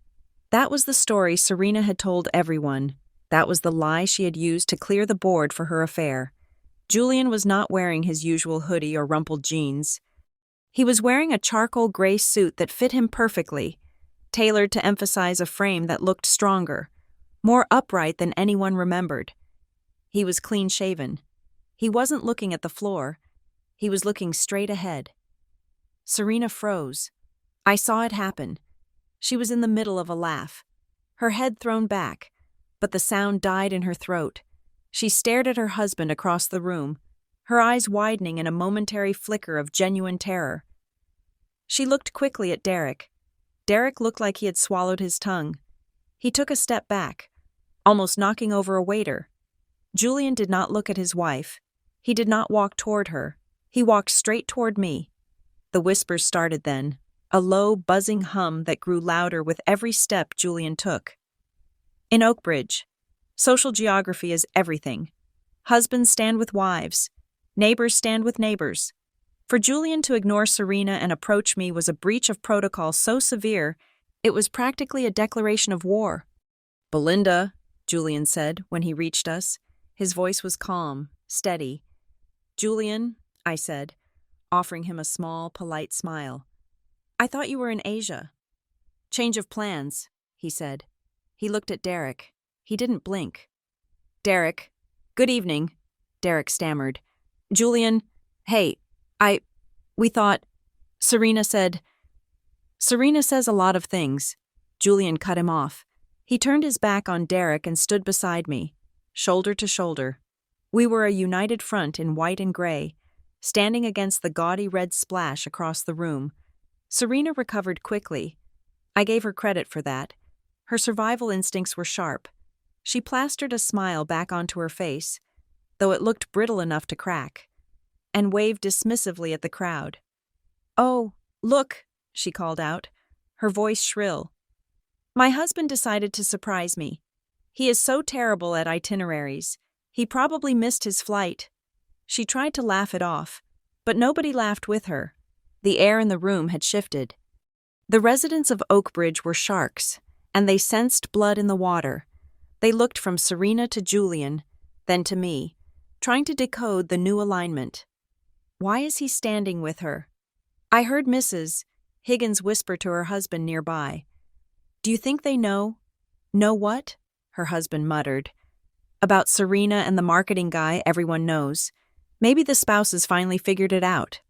I took a sip of water to hide my smile. They thought this was a scandal. They had no idea it was an execution. The lights dimmed.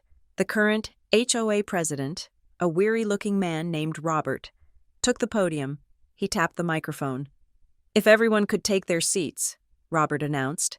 "We have a full agenda tonight, concluding with the election for next year's board." The crowd shuffled toward the rows of chairs arranged in a semicircle around the stage. "Save me a seat," Derek asked. looking at me with desperate eyes. He wanted to sit between me and Julian, to act as a buffer, to control the narrative. Actually, I said, clutching my leather bag tighter, I have to sit in the front row. I have a few questions about the zoning report. I will join you, Julian said smoothly. Me too, Derek said, moving to follow. No, I said, stopping him with a hand on his chest. It was a light touch, but I put enough force behind it to halt him. You should sit near the back. Derek, if you get a call from the bank about the transfer, you will need to step out. You wouldn't want to disrupt the meeting. It was a cruel kindness. I was giving him an excuse to hide, and he took it. Right, Derek said, sweating profusely now. Good thinking. I will be in the back. He retreated to the shadows of the last row. Julian and I walked to the front, sitting directly in the center, facing the podium. We were 10 feet away from where Serena would be standing. The meeting dragged on. Budget reports, landscaping disputes, security concerns. I sat with my legs crossed, my posture perfect, my face a mask of polite interest. Julian sat like a statue beside me. Finally, Robert cleared his throat. And now, the candidates for president. We have one nominee this year, Mrs. Serena Vance. Polite, tepid applause. Serena bounded onto the stage. She grabbed the microphone as if it were a weapon. She adjusted the stand, thrusting her chest out, making sure the red dress caught the stage lights. Thank you, Robert, she purred. And thank you, neighbors. I look around this room and I see success. I see power. I see a community that deserves leadership that matches its ambition. She began to pace the stage. She was a good speaker. I had to admit, she had the charisma of a cult leader. There have been whispers, she said, her voice dropping to a confidential tone. Whispers that I am too aggressive, that I am too new money. But let me tell you something. Aggression gets things done. While the current board was debating the color of the mulch, I was negotiating with contractors to resurface our private roads. I was securing deals to upgrade our security. She paused for effect. Looking out over the audience, her eyes skimmed over me and Julian. She faltered for a fraction of a second, seeing her husband sitting next to her lover's wife. But she pushed through. Family, she said, placing a hand over her heart. That is what Oakbridge is, a family, and as a wife, as a woman who hopes to be a mother one day, I understand the sanctity of the home. I understand that our homes are our castles, and we must protect them from outside influences. The hypocrisy was so thick I could taste it. It tasted like bile. I have heard rumors, she continued, her voice gaining strength. Rumors about my financial transparency. Let me be clear. My husband and I are an open book. We have invested millions into this community because we believe in it. My integrity is my bond. Integrity, Julian whispered beside me. It was the only sound he made. So tonight, Serena concluded, raising her arms in a victory pose, I ask for your vote, not just for me, but for a safer, richer, more exclusive Oakbridge. Let's make this neighborhood the envy of the state. Thank you. She beamed. She expected thunderous applause. She got it, but it was scattered. People were clapping, but they were also exchanging glances.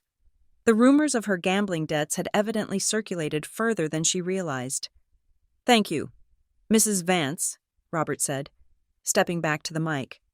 Are there any questions from the floor before we proceed to the vote? This was the moment. The script required a disruption. I felt the weight of the clicker in my palm.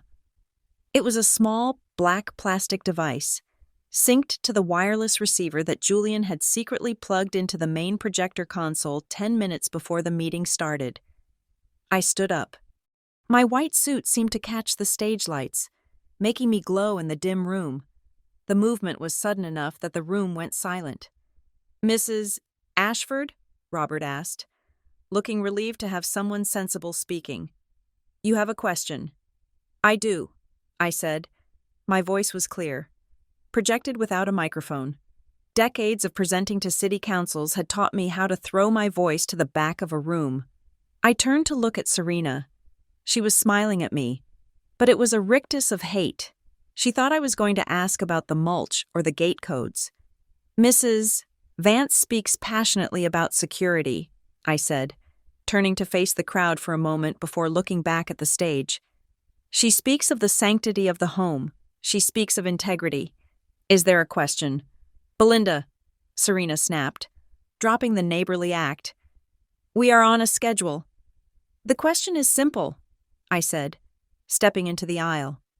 You claim to be an expert on securing our homes. You claim to be transparent. So I was wondering if you could explain to the association why the security footage from my home, the home directly across from yours, contains so much data about your activities. Excuse me? Serena laughed, a nervous, high-pitched sound. I don't monitor your home.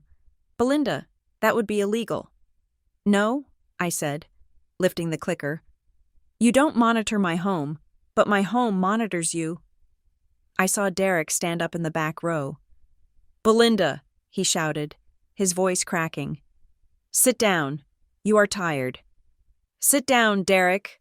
Julian's voice boomed from the front row. He didn't turn around. He just spoke the command, and the authority in it froze Derek in his tracks. I think, I said, pointing the clicker at the massive screen behind Serena, that before we vote on the character of our next president, we should review her resume. And by resume, I mean the uncut footage of her community outreach. Cut the mic, Serena screamed, lunging for Robert.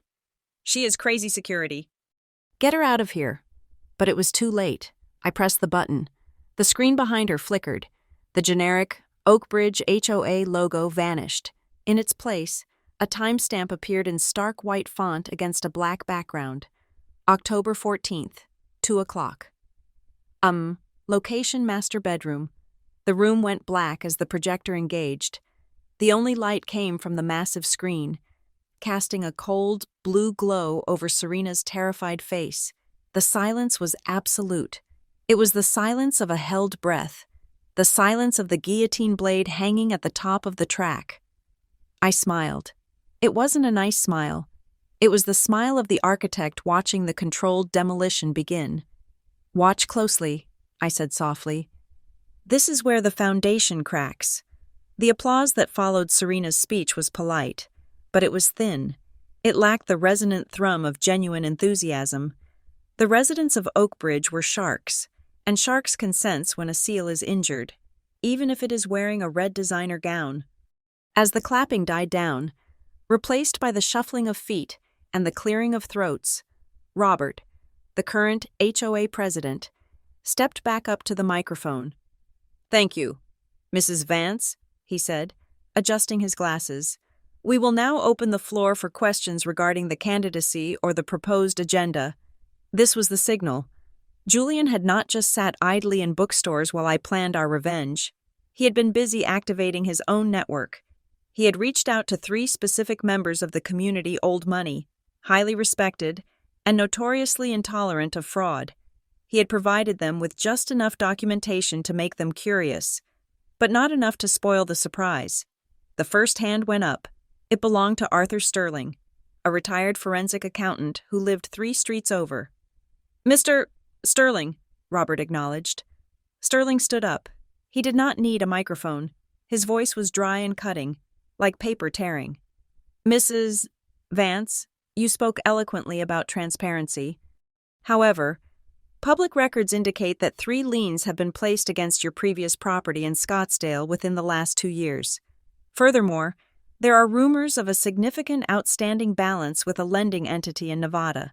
Can you speak to your current liquidity before we entrust you with the Neighborhood Reserve Fund? The room went deadly silent. Serena's smile faltered. For the first time, the mask slipped. Her eyes darted to the side, looking for an exit, looking for an ally. Mr. Sterling, I believe you have been misinformed. Those were administrative errors during a refinancing period. My husband and I are in perfect financial health. Actually, another voice piped up. It was Mrs. Gable, a matriarch, who owned half the commercial real estate in downtown Chicago. I spoke to Julian earlier this week. He mentioned that the family assets are held in a trust that you do not have signatory power over. If you are elected, will you be using your own funds for the community bond, or will you be relying on your husband's signature? Serena gripped the podium. Her knuckles were white. My husband and I are a team. Our finances are shared. That is not what the court records say, Mrs. Gable replied, sitting down with a satisfied adjust of her shawl. Serena was drowning. She opened her mouth to speak, to spin another lie. But she was cut off, not by another question, but by a defense. This is outrageous. The shout came from the back of the room. Derek. He couldn't help himself. He was watching his golden ticket, his future, his Monaco dream being torn apart by these people he considered ancient and irrelevant. He stood up, knocking his chair back. His face was flushed, his tie askew. "You people are just jealous," Derek yelled, stepping into the aisle. "Serena is the only person here with vision who cares about some paperwork from 5 years ago. She has capital. She has investors. I know for a fact that she has secure funding coming in this very week." The whispering in the room exploded into a buzz of confusion. People turned to look at him. They looked at me, sitting calmly in the front row, and then back at Derek. "Mr. Ashford," Robert said, looking uncomfortable. "Please sit down." "No, I won't sit down." Derek marched forward, his voice taking on a hysterical edge. "I can vouch for her personally. She is the most honest, hardworking woman I have ever met. She deserves this presidency more than any of you dinosaurs." It was embarrassing. It was grotesque. He wasn't defending a neighbor. He was defending a lover. The intimacy in his voice was unmistakable. He spoke with the desperate, feverish loyalty of a man who has bet everything on a losing horse. "Derek," I said. I didn't shout. I didn't turn around. I just spoke his name into the sudden silence that followed his outburst. I stood up. My white suit seemed to absorb the ambient light in the room. I smoothed the front of my jacket and picked up my laptop bag. I walked toward the stage. I moved with a slow, deliberate cadence, the sound of my heels on the hardwood floor echoing like the ticking of a clock. "Mrs. Ashford?" Robert asked, looking relieved to have an interruption. "Do you have a question?" "I do not have a question, Robert," I said, my voice projecting clear and steady to the back of the room. "I have a point of order regarding neighborhood security." Serena let out a breathy, nervous laugh. She saw me approaching and clearly thought I was coming to save her, or perhaps to deflect attention to a boring administrative topic. "Oh, thank goodness," she said into the microphone, flashing a triumphant smile at the audience. "Belinda is our resident expert on infrastructure. I am sure she wants to discuss the gate protocols. Please, Belinda, come up." She thought I was the naive wife. She thought I was the boring urban planner who worried about potholes. I walked up the stairs to the stage. I did not look at Serena. I walked past her, toward the podium where the main audiovisual console was located. "Actually," I said, turning to face the crowd. I made eye contact with Mrs.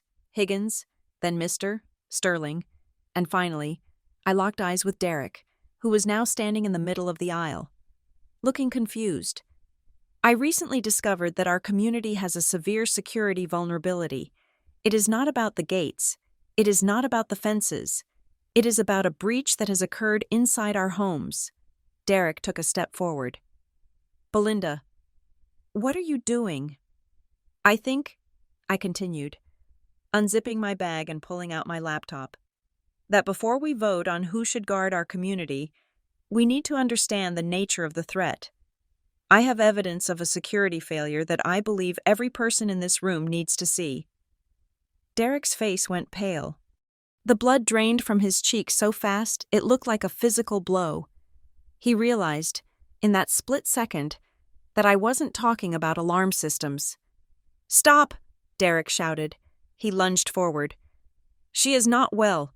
She is stressed. Don't listen to her." He started to run toward the stage. He was going to try to physically stop me. He was going to grab the laptop. But Julian had anticipated this. From the shadows near the emergency exits, two men stepped out. They were not the elderly volunteers who usually ushered the meetings. They were private security contractors, broad-shouldered and impassive. They moved with professional speed. As Derek reached the foot of the stage, one of the guards stepped into his path. He didn't strike Derek. He simply became a wall. Derek slammed into him, bouncing off. "I am sorry, sir," the guard said, his voice low but audible. "You need to remain in your seat." "Get out of my way," Derek screamed, grabbing the guard's lapel. "That is my wife." "She is having a breakdown." The second guard moved in, gently but firmly restraining Derek's arms. "Sir, settle down or we will have to escort you out." Serena watched this scene with wide, terrified eyes. She looked from Derek, struggling like a trapped animal, to me. "Belinda," she hissed, away from the microphone.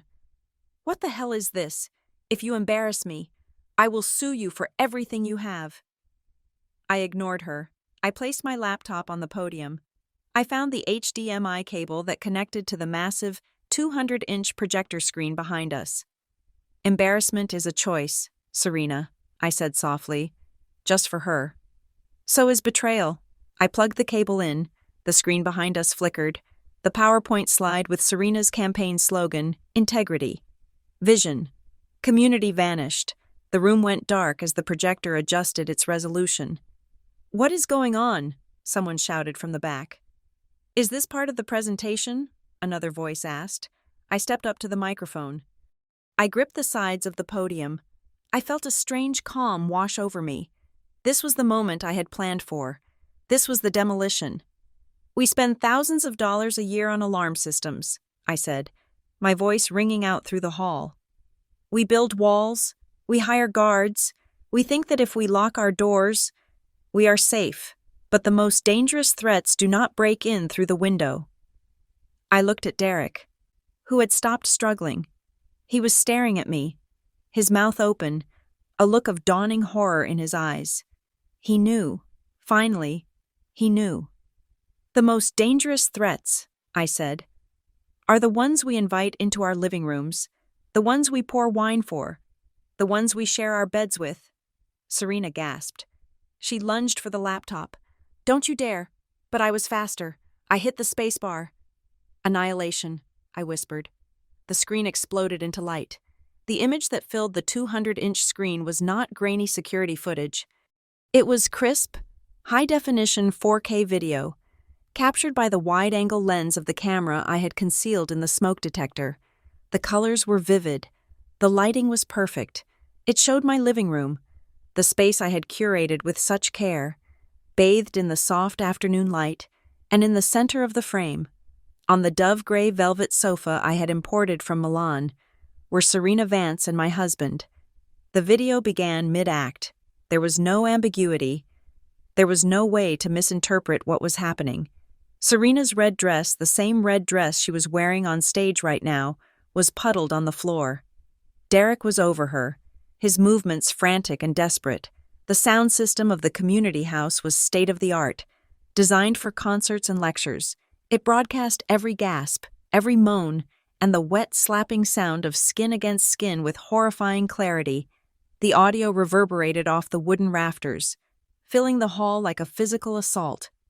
The reaction from the audience was visceral. A collective gasp sucked the air out of the room.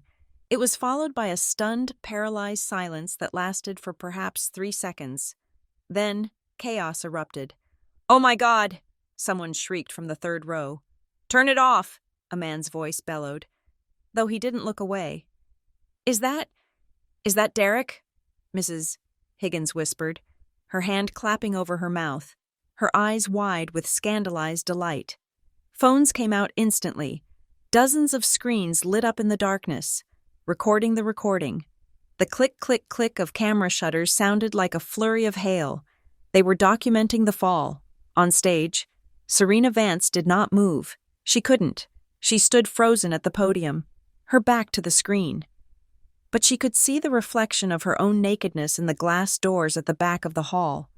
She could see the faces of the audience faces that had been looking at her with admiration minutes ago, now twisted in shock, disgust, and perverse fascination.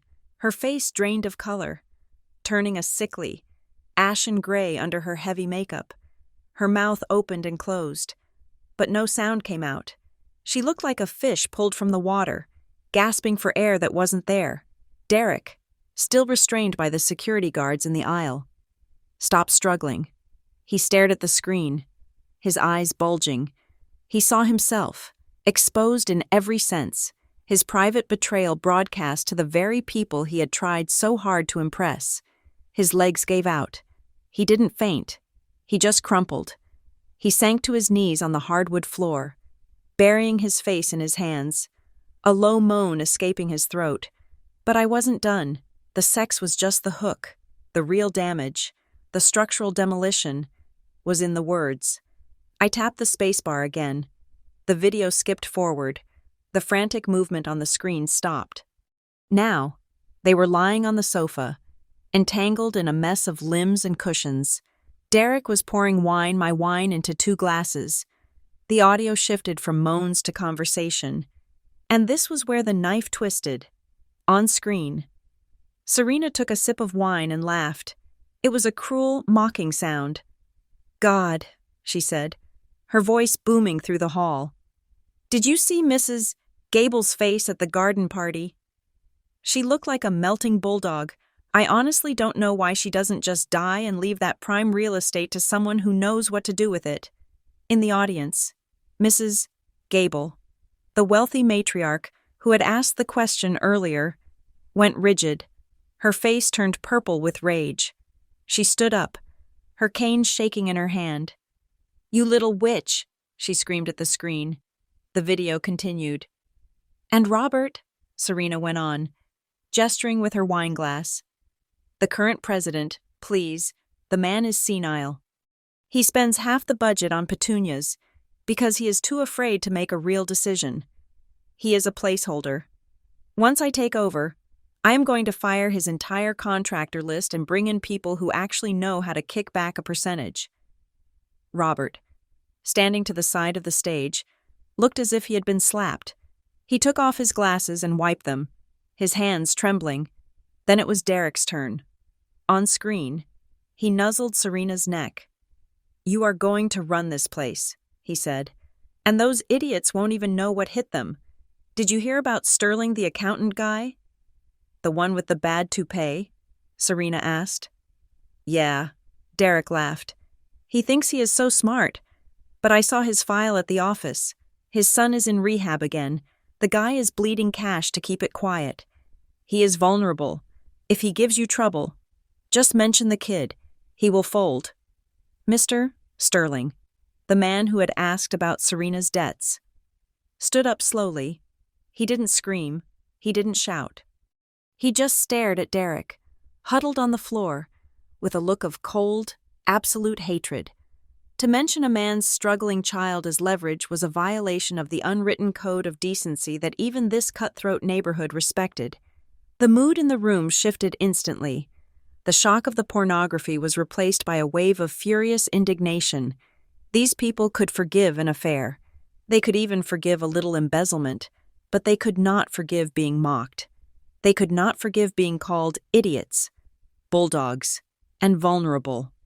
"Turn it off," Serena finally screamed. She spun around, clawing at the screen as if she could physically tear down the image. "It is fake. It is deep fake. She made it up." "It is not fake." "Serena," I said into the microphone. My voice was calm, cutting through the noise. "And neither is this." I skipped forward again. The scene on the screen changed. It was still the living room, but the tone was different. Serena was sitting up, pulling on her dress. Derek was buttoning his shirt. "So," Serena said on screen, "how much is in the trust?" "About $2 million in liquid assets," Derek replied. "Plus the house. If we force the sale, we clear another $1 million easily." "And the wife?" Serena asked. "She won't fight it." "Belinda?" Derek scoffed. "She is weak. She is pathetic. She hates conflict. I will just tell her I am unhappy, that I need to find myself. She will sign whatever I put in front of her just to stop the crying. She is a doormat. Serena, a rich, boring doormat. I looked out at the audience. I saw faces turning toward me not with pity, but with a new respect. They were seeing the contrast between the doormat Derek described and the woman standing on stage, destroying his life with surgical precision. Good, Serena said on screen. Get the money, get the house, and then we leave these trashy peasants behind. I am so sick of pretending to like them. I am sick of their bad breath and their cheap suits. I just want the cash. Derek, I want the cash and I want out. The video froze there. The words, I just want the cash, hung in the air, echoing in the silence. Serena Vance stood center stage, illuminated by the projection of her own greed. She looked small. She looked cheap. All the glamour of the red dress, the carefully applied makeup, the haughty demeanor, it had all been stripped away. She was revealed as exactly what she was, a grifter who despised the very people she was trying to swindle. Derek was still on the floor, but he had lifted his head. He was looking at the screen, staring at his own face, calling me a doormat. Then he looked at me. I was standing 10 feet above him, untouchable. Belinda, he croaked. Belinda, please. I didn't answer him. I didn't even look at him. I looked at Julian. He was sitting in the front row, his legs crossed, his expression unreadable. He wasn't looking at the screen. He was looking at Serena. He watched her unravel with the detachment of an entomologist watching a specimen under a microscope. He didn't look surprised. He didn't look hurt. He looked like a man who had finally put down a heavy load. You wanted the truth, I said to the room, my voice soft but amplified. This is the truth. They didn't just break a marriage vow. They conspired to break this community. They viewed you as marks. They viewed me as collateral damage. I paused, letting the weight of it settle. But, I continued, there is one more thing you need to see, because while moral bankruptcy is disgusting, it is not illegal, but what comes next is... Serena's eyes widened. She shook her head frantically. No, she whispered. No, please, don't. She knew what was coming, the garden footage, the confession of fraud. You called me a doormat. Derek, I said, looking down at him. You were wrong. I am the security system. I pressed the spacebar one last time. The screen flickered. The image of the sun-drenched living room vanished, replaced by the grainy, monochrome feed of a night vision camera. The timestamps in the corner read October 16th, 11:45 at night. The location was the sunken garden between our two properties, a secluded enclave of ornamental grasses and high stone walls that Serena and Derek had foolishly believed was soundproof. The audio on this recording was different. It did not have the hollow echo of the living room. It was crisp and intimate, captured by the high-fidelity microphone I had planted in the solar light just 2 feet from where they sat. You could hear the chirp of crickets. You could hear the strike of a lighter as Serena lit a cigarette. The living room footage was the emotional hook, I said into the microphone, my voice devoid of pity. It showed you who they are. This footage shows you what they are. On the screen, Serena exhaled a plume of smoke. She was wearing a silk robe, shivering slightly in the autumn air. Derek was sitting on the stone bench next to her, leaning forward with his elbows on his knees. I spoke to the syndicate guy today, Serena said. Her voice was unrecognizable. Gone was the husky, seductive purr she used on Derek. Gone was the polished, articulate tone she used on the neighbors. This was the voice of a street brawler, rough, scared, ugly. He said if I don't have the first installment of $200,000 by Saturday, they are going to start breaking things. And they are not talking about vases. Derek, a ripple of confusion went through the audience. Syndicate $200,000. The whispers began to mutate from scandal to alarm. On screen, Derek looked panicked. I told you, Serena, the transfer from Belinda's account takes time. The bank has safeguards. Screw the safeguards, Serena hissed, flicking her cigarette ash onto the pristine flagstones. We need a backup. That is why I need this presidency. Derek, I looked at the HOA financials. The reserve fund for the road maintenance project has nearly $4 million sitting in a low-yield bond. As president, I have signature authority for emergency repairs. The room went dead silent. This was the money of every person in the room. This was their property value. This was their investment. You can't just take it, Derek said on the recording. They will notice. Not if we are smart, Serena countered. We create a crisis, a sinkhole, a drainage failure, something that requires immediate, expensive intervention. I approve the contract to a shell company. We bill the HOA for $500,000 in emergency consulting and material costs. We pay the syndicate. Then we use Belinda's money to refill the pot before the annual audit in June. It is a loan. Derek, just a short-term loan. Mr. Sterling, the accountant who had been mocked in the previous video, stood up again. His face was no longer red with anger. It was pale with professional horror. He was watching a conspiracy to commit felony embezzlement unfold in real time. But the video got worse, because Derek didn't stop her. He didn't say no. A sinkhole is too obvious, Derek said on screen. His voice was calm, calculating. The voice of a marketing director solving a logistics problem.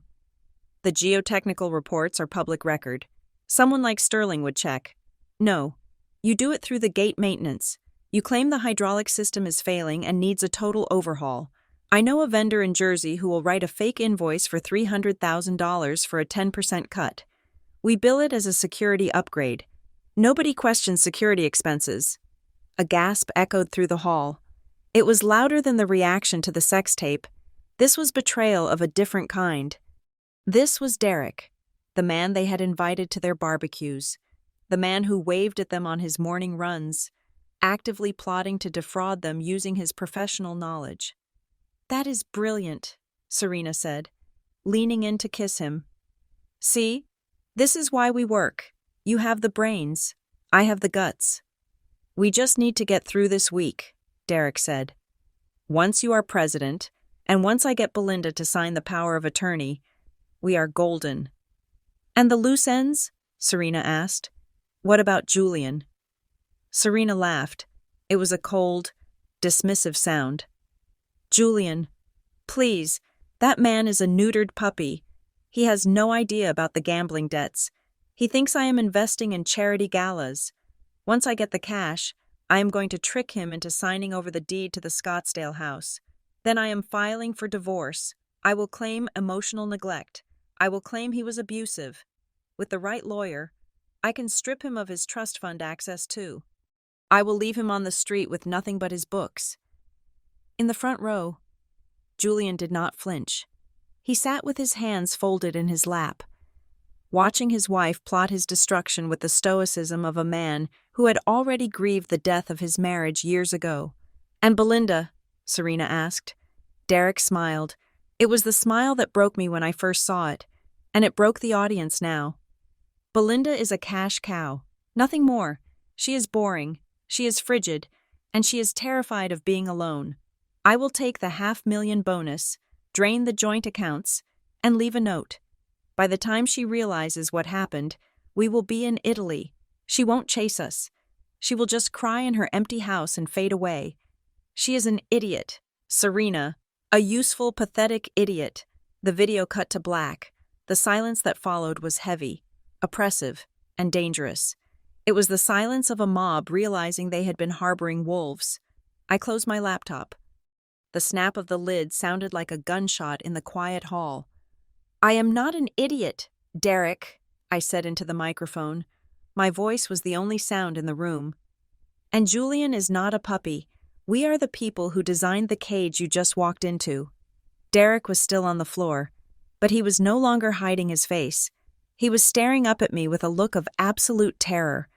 He realized, finally, that this wasn't just a breakup. This wasn't just a public shaming. This was a criminal indictment.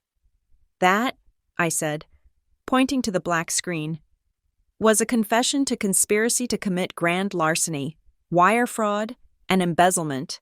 And since you discussed using the banking system to move the stolen funds across state lines, it is also a federal offense, Serena screamed. It was a raw, primal sound of denial. You can't prove that. It is just talk. We didn't do it. We didn't take the money. Conspiracy is the crime. Mrs. Vance, a deep voice boomed from the back of the room. The double doors swung open. Everyone turned. Standing in the doorway were 4 uniformed police officers and 2 men in plain suits, detectives. They didn't rush in with guns drawn. They didn't need to. They walked down the center aisle with the slow, inevitable weight of the law. The crowd parted for them instantly, recoiling from Derek and Serena as if they were contagious. Julian stood up slowly. He turned to the lead detective. Detective Miller, thank you for coming. Mr. Vance? The detective nodded. We reviewed the digital evidence you submitted this afternoon. The warrants have been signed. Derek scrambled to his feet, his movements jerky and uncoordinated. Wait, no. You don't understand. It was just a conversation. We didn't steal anything yet. You can't arrest us for talking. Actually, Mr. Ashford, the detective said, stopping in front of him. We are arresting you for the attempted wire fraud you initiated this morning when you tried to access your wife's accounts with a fraudulent signature, and for the conspiracy to defraud the HOA, which Mr. Vance has provided ample documentation for. One of the officers stepped forward and pulled Derek's arms behind his back. The click of the handcuffs was loud, mechanical, and final. Derek let out a sob, a pathetic, high-pitched noise that made him sound like a child. Belinda, tell them it is a mistake. I am your husband. I looked down at him from the stage. I looked at the man I had shared a bed with for 6 years. I looked at the man I had planned to grow old with, and I felt nothing, no love, no hate, just the relief of cutting out a tumor. You are not my husband, I said calmly. You are a liability I have just liquidated. Across the room, Serena tried to run. It was a foolish, desperate instinct. She hiked up her red dress and bolted toward the side exit. Grab her, Mrs. Gable shouted, pointing her cane. She didn't get 3 steps. A female officer intercepted her, spinning her around. Serena fought, scratching and kicking, her carefully constructed elegance disintegrating into feral madness. Get off me, Serena shrieked. Do you know who I am? I am the president of this association. I own this town. Julian, help me tell them. Julian walked over to where the officer was holding his wife. He looked at her, his expression mild, almost sad. You are not the president, Serena, Julian said softly, and you don't own anything. The house is in my name, the cars are in my name, and the gambling debts, those are in yours. Julian, please, she begged, her eyes wide and wet. Switching tactics instantly. Baby, I am pregnant. You can't let them take me. I am pregnant with your child. The room gasped again, a collective intake of breath. Julian looked at her stomach, then he looked at her eyes. He shook his head. No, you are not. I had a vasectomy 3 years ago. Serena, I never told you because I knew, eventually, you would try to use a pregnancy as a weapon. The lie hung in the air, exposed and rotting. Serena slumped in the officer's grip, defeated. The last card had been played, and it was a joker, Robert, the current HOA president. Stepped up to the microphone I had vacated. He was shaking, but his voice was furious. Officers, Robert said, on behalf of the Oakbridge Homeowners Association, I would like to formally press charges against both individuals for conspiracy to embezzle, and, he glared at Serena, I am exercising my emergency powers under the bylaws. Serena Vance and Derek Ashford are hereby stripped of their residency privileges effective immediately. They are banned from the premises. Get them out of here, Mrs. Higgins shouted. Trash, someone else yelled. The decorum of the wealthy elite had shattered. The room descended into a mob of jeers and insults. The shame was absolute. I watched from the podium as the police dragged them out. Derek was weeping openly, his head hanging low, his expensive suit rumpled and twisted. Serena was staring blankly ahead, her makeup smeared, her red dress looking like a stain against the police uniforms. As they reached the doors, Derek looked back one last time. He looked for me, but I had already turned away. I was packing up my laptop. The demolition was complete. The dust was just starting to settle. The chaos in the room was not a riot. It was something far more terrifying. It was the sound of a social hierarchy rearranging itself in real time. The air vibrated with the murmurs of the wealthy, a sound like a hive of bees that had been kicked over. The police were moving toward the stage, their handcuffs gleaming under the harsh house lights. But the final blow had not yet been struck. There was still one loose end, one final piece of the structure that needed to be dynamited before the dust could settle. Julian Vance stepped forward. He did not look like the cowering husband who hid in bookstores. He did not look like the man who had been humiliated by his wife's public infidelity. He looked tall. He looked dangerous. He reached out and took the microphone from Robert's trembling hand. The feedback whine pierced the room, silencing the murmurs instantly. "Officers," Julian said. His voice was calm, deep, and projected with the authority of a man who held every single card in the deck. "Before you remove these individuals, there is a matter of property that needs to be clarified for the record." He turned to look at Serena. She was struggling against the grip of the female officer, her face a mask of smeared mascara and pure, animalistic panic. "You mentioned the house." "Serena," Julian said. He spoke to her as if she were a stranger he had met at a bus stop. "You told Derek that you planned to force a sale. You planned to take your half of the equity. It is my house, too." Serena screamed, spitting the words out. "I am on the deed. I am your wife." "Actually," Julian said, reaching into the inside pocket of his charcoal suit. He pulled out a folded document. "You are not, as of yesterday afternoon. The Vance estate has been sold." Serena froze. "What?" "I accepted a cash offer from a private holding company in Zurich yesterday," Julian continued, his voice echoing off the rafters. "The wire transfer cleared this morning. The house is no longer mine. It is no longer yours. It belongs to a corporation that has already scheduled a demolition crew for Monday." "You can't do that," Serena shrieked. "You can't sell it without my signature." "Read the prenuptial agreement, Serena," Julian said coldly. Clause 14, Section B. In the event of documented infidelity, which we have all just witnessed in 4,000 pixel resolution, your signatory rights are immediately revoked. "You forfeited your claim to the asset the moment you brought Derek into our bedroom." He paused, letting the words sink in. The audience watched, rapt. This was better than any courtroom drama. This was financial evisceration. "And," Julian added, delivering the coup de grace, "since the sale is complete and the funds are in a trust you cannot access, you are leaving this marriage with exactly what you brought into it: $0, zero equity, and a mountain of debt." Serena snapped. The realization that she was not just arrested, but destitute, broke something inside her. She let out a feral howl and lunged at Julian. She moved with a terrifying speed, her fingernails hooked like talons, aiming for his eyes. "I will kill you," she screamed. "You useless bastard, I will kill you." She never reached him. The police were ready. 2 officers slammed her against the wall of the stage. The sound of her body hitting the wood was dull and heavy. She kicked and thrashed, shouting obscenities that made even the most hardened residents wince. "Serena Vance," the officer announced, his voice loud and bored. "You are under arrest for conspiracy to commit fraud, embezzlement, and now assaulting a civilian and resisting arrest. Stop fighting or you will be tased." The handcuffs clicked shut. The sound was definitive.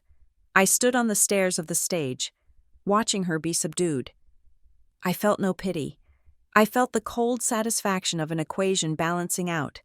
But I wasn't done. I turned my gaze downward, to the floor of the aisle where Derek was kneeling. He was not fighting. He was not screaming. He was staring up at me with eyes that were red, swollen, and filled with a desperate, terrifying hope. He saw Serena being dragged away. He saw the ship going down, And like the coward he was trying to swim back to the dock he had just set on fire. "Belinda," he choked out. He tried to stand, but his legs were shaking too badly. He crawled forward a few inches, reaching for the hem of my white trousers. "Belinda, please, you have to listen to me." I stood still. I looked down at him. "I am listening." "Derek, she made me do it," he sobbed. The words tumbled out of his mouth in a pathetic torrent. "She seduced me. She manipulated me. I wasn't thinking straight. It was like I was drugged. Belle, I love you. You know I love you. We have been together for 11 years. You can't let them take me. I am your husband." The audience watched us. Hundreds of eyes, phones recording. This was the moment they expected the wife to crack. They expected me to cry, to scream, to slap him. They expected the drama of a scorned woman. I gave them something much worse. I gave them the silence of a judge. I reached into my leather clutch. I did not pull out a tissue. I pulled out a thick, stapled document and a small silver USB drive. I walked down the remaining stairs. I stood directly in front of him. I was close enough to smell the sweat of his fear and the stale scent of the scotch he had been drinking. "Stand up, Derek," I said softly. He scrambled to his feet, wiping his nose with the back of his hand. He looked at the papers in my hand, hope flaring in his eyes. Is that a lawyer's number? Are you going to help me?" "This," I said, handing him the document, "is a petition for divorce. It cites adultery, conspiracy to defraud, and emotional cruelty. I signed it 3 days ago. You will notice that my assets have already been moved into a blind trust that you cannot touch." Derek stared at the paper, his hands trembling so hard he nearly dropped it. "Divorce. But, Belle, we can work this out. I can change. I will go to therapy. And this," I said, holding up the silver USB drive between my thumb and forefinger. The light from the projector caught the metal, making it shine like a bullet. "Do you remember 5 years ago, Derek?" I asked, my voice calm and conversational. "When you were working as a junior accounts manager at the logistics firm, do you remember the discrepancy in the shipping manifest? The $40,000 that went missing from the petty cash fund?" Derek went pale, a sickly, gray pallor that made him look like a corpse. "Belinda, don't. You told me it was a mistake," I continued, ignoring his plea. "You told me you borrowed it to pay off a college loan and that you would put it back. You begged me to fix the spreadsheet. You begged me to hide the digital trail because you didn't want to go to jail, and because I loved you. Because I was the naive wife you laughed about in that video. I did it. I used my coding skills to bury the evidence." The police officers were listening now. The detective stepped closer. His interest piqued. "I kept a copy, Derek," I whispered. "I kept the original ledger. I kept the altered code. I kept your emails begging me to do it." "No," Derek moaned. "Please, no." "I was saving it," I said, my voice hardening into steel. "I told myself I was saving it in case you ever needed proof that it was an accident. But now I realize I was saving it for today, because you are not just a cheater. Derek, you are a recidivist. You have been stealing from people who trust you your entire life." I dropped the USB drive. It hit the hardwood floor with a tiny metallic clink. It landed right between his expensive leather shoes. "Pick it up," I said. "Or don't. The detective has a copy too." Derek looked at the drive. Then he looked at the detective, who was already reaching for his own pair of handcuffs. The realization hit him like a physical blow. The affair was one thing, the HOA fraud was another, but this was proof of a pattern. This was evidence that would ensure he didn't just get a fine, he would get federal time. He collapsed.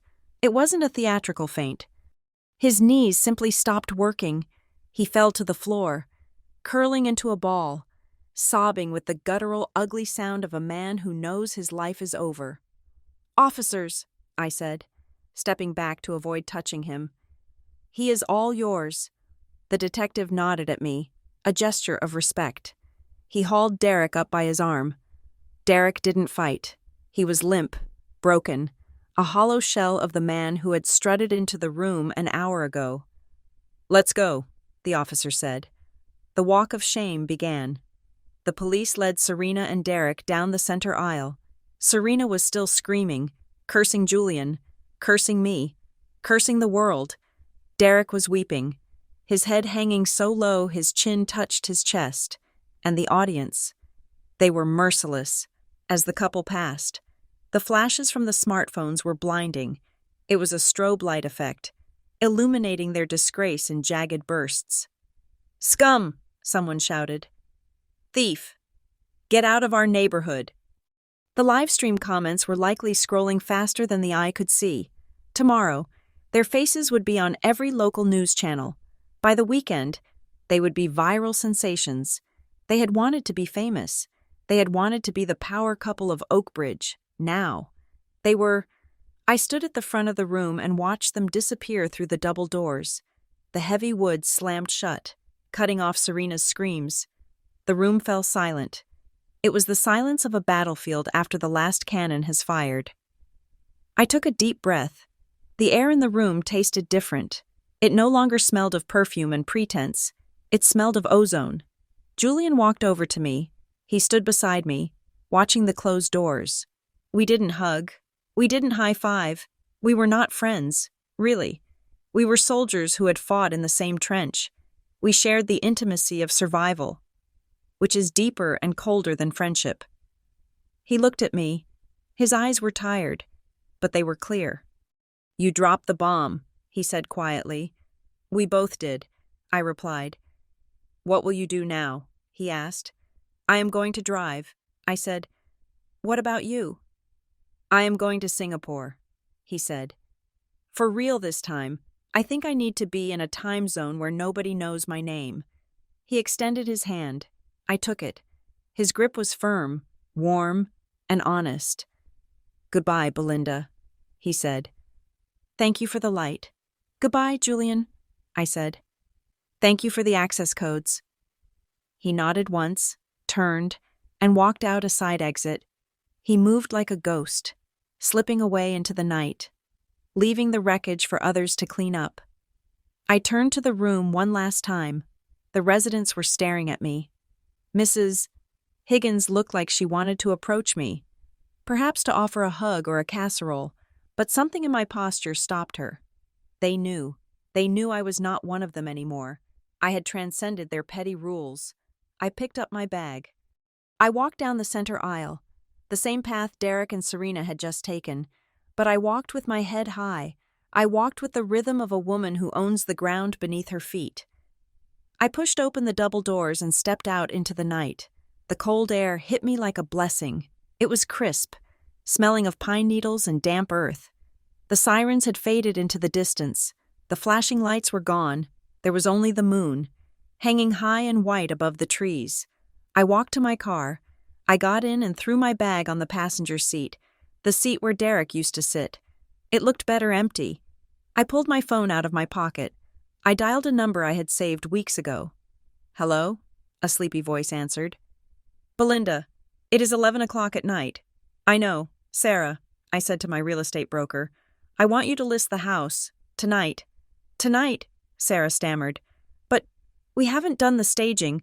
We haven't done the photos." "The staging is done," I said, looking at the dark windows of the community house in my rearview mirror. "And the story will sell itself. List it for 20% over market value. Cash offers only." "Okay," Sarah said, sensing the tone in my voice. "I will draft it now. Where are you going?" "Forward," I said. I hung up. I started the engine. The car purred to life. I put it in gear and drove toward the exit gates of Oakbridge. I passed the manicured hedges. I passed the stone walls. I passed the security cameras that I had helped design. I rolled down the window. The wind rushed in, tangling my hair, messing up the severe bun I had worn for the performance. I let it fall. I looked at my reflection in the mirror. The woman looking back at me wasn't the urban planner who worried about structure. She wasn't the wife who worried about dinner. She was a blank slate. She was a wildfire that had burned itself out and left fertile ground behind. I didn't turn on the radio. I didn't need music. I just listened to the sound of the tires on the asphalt, putting mile after mile between me and the lie I had lived for 6 years.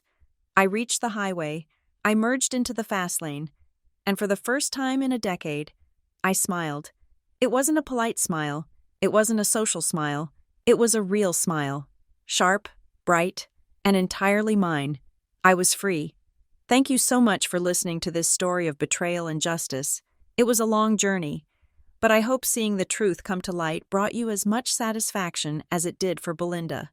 I would love to know where you are tuning in from today. Are you listening from your car, your kitchen, or maybe winding down for bed?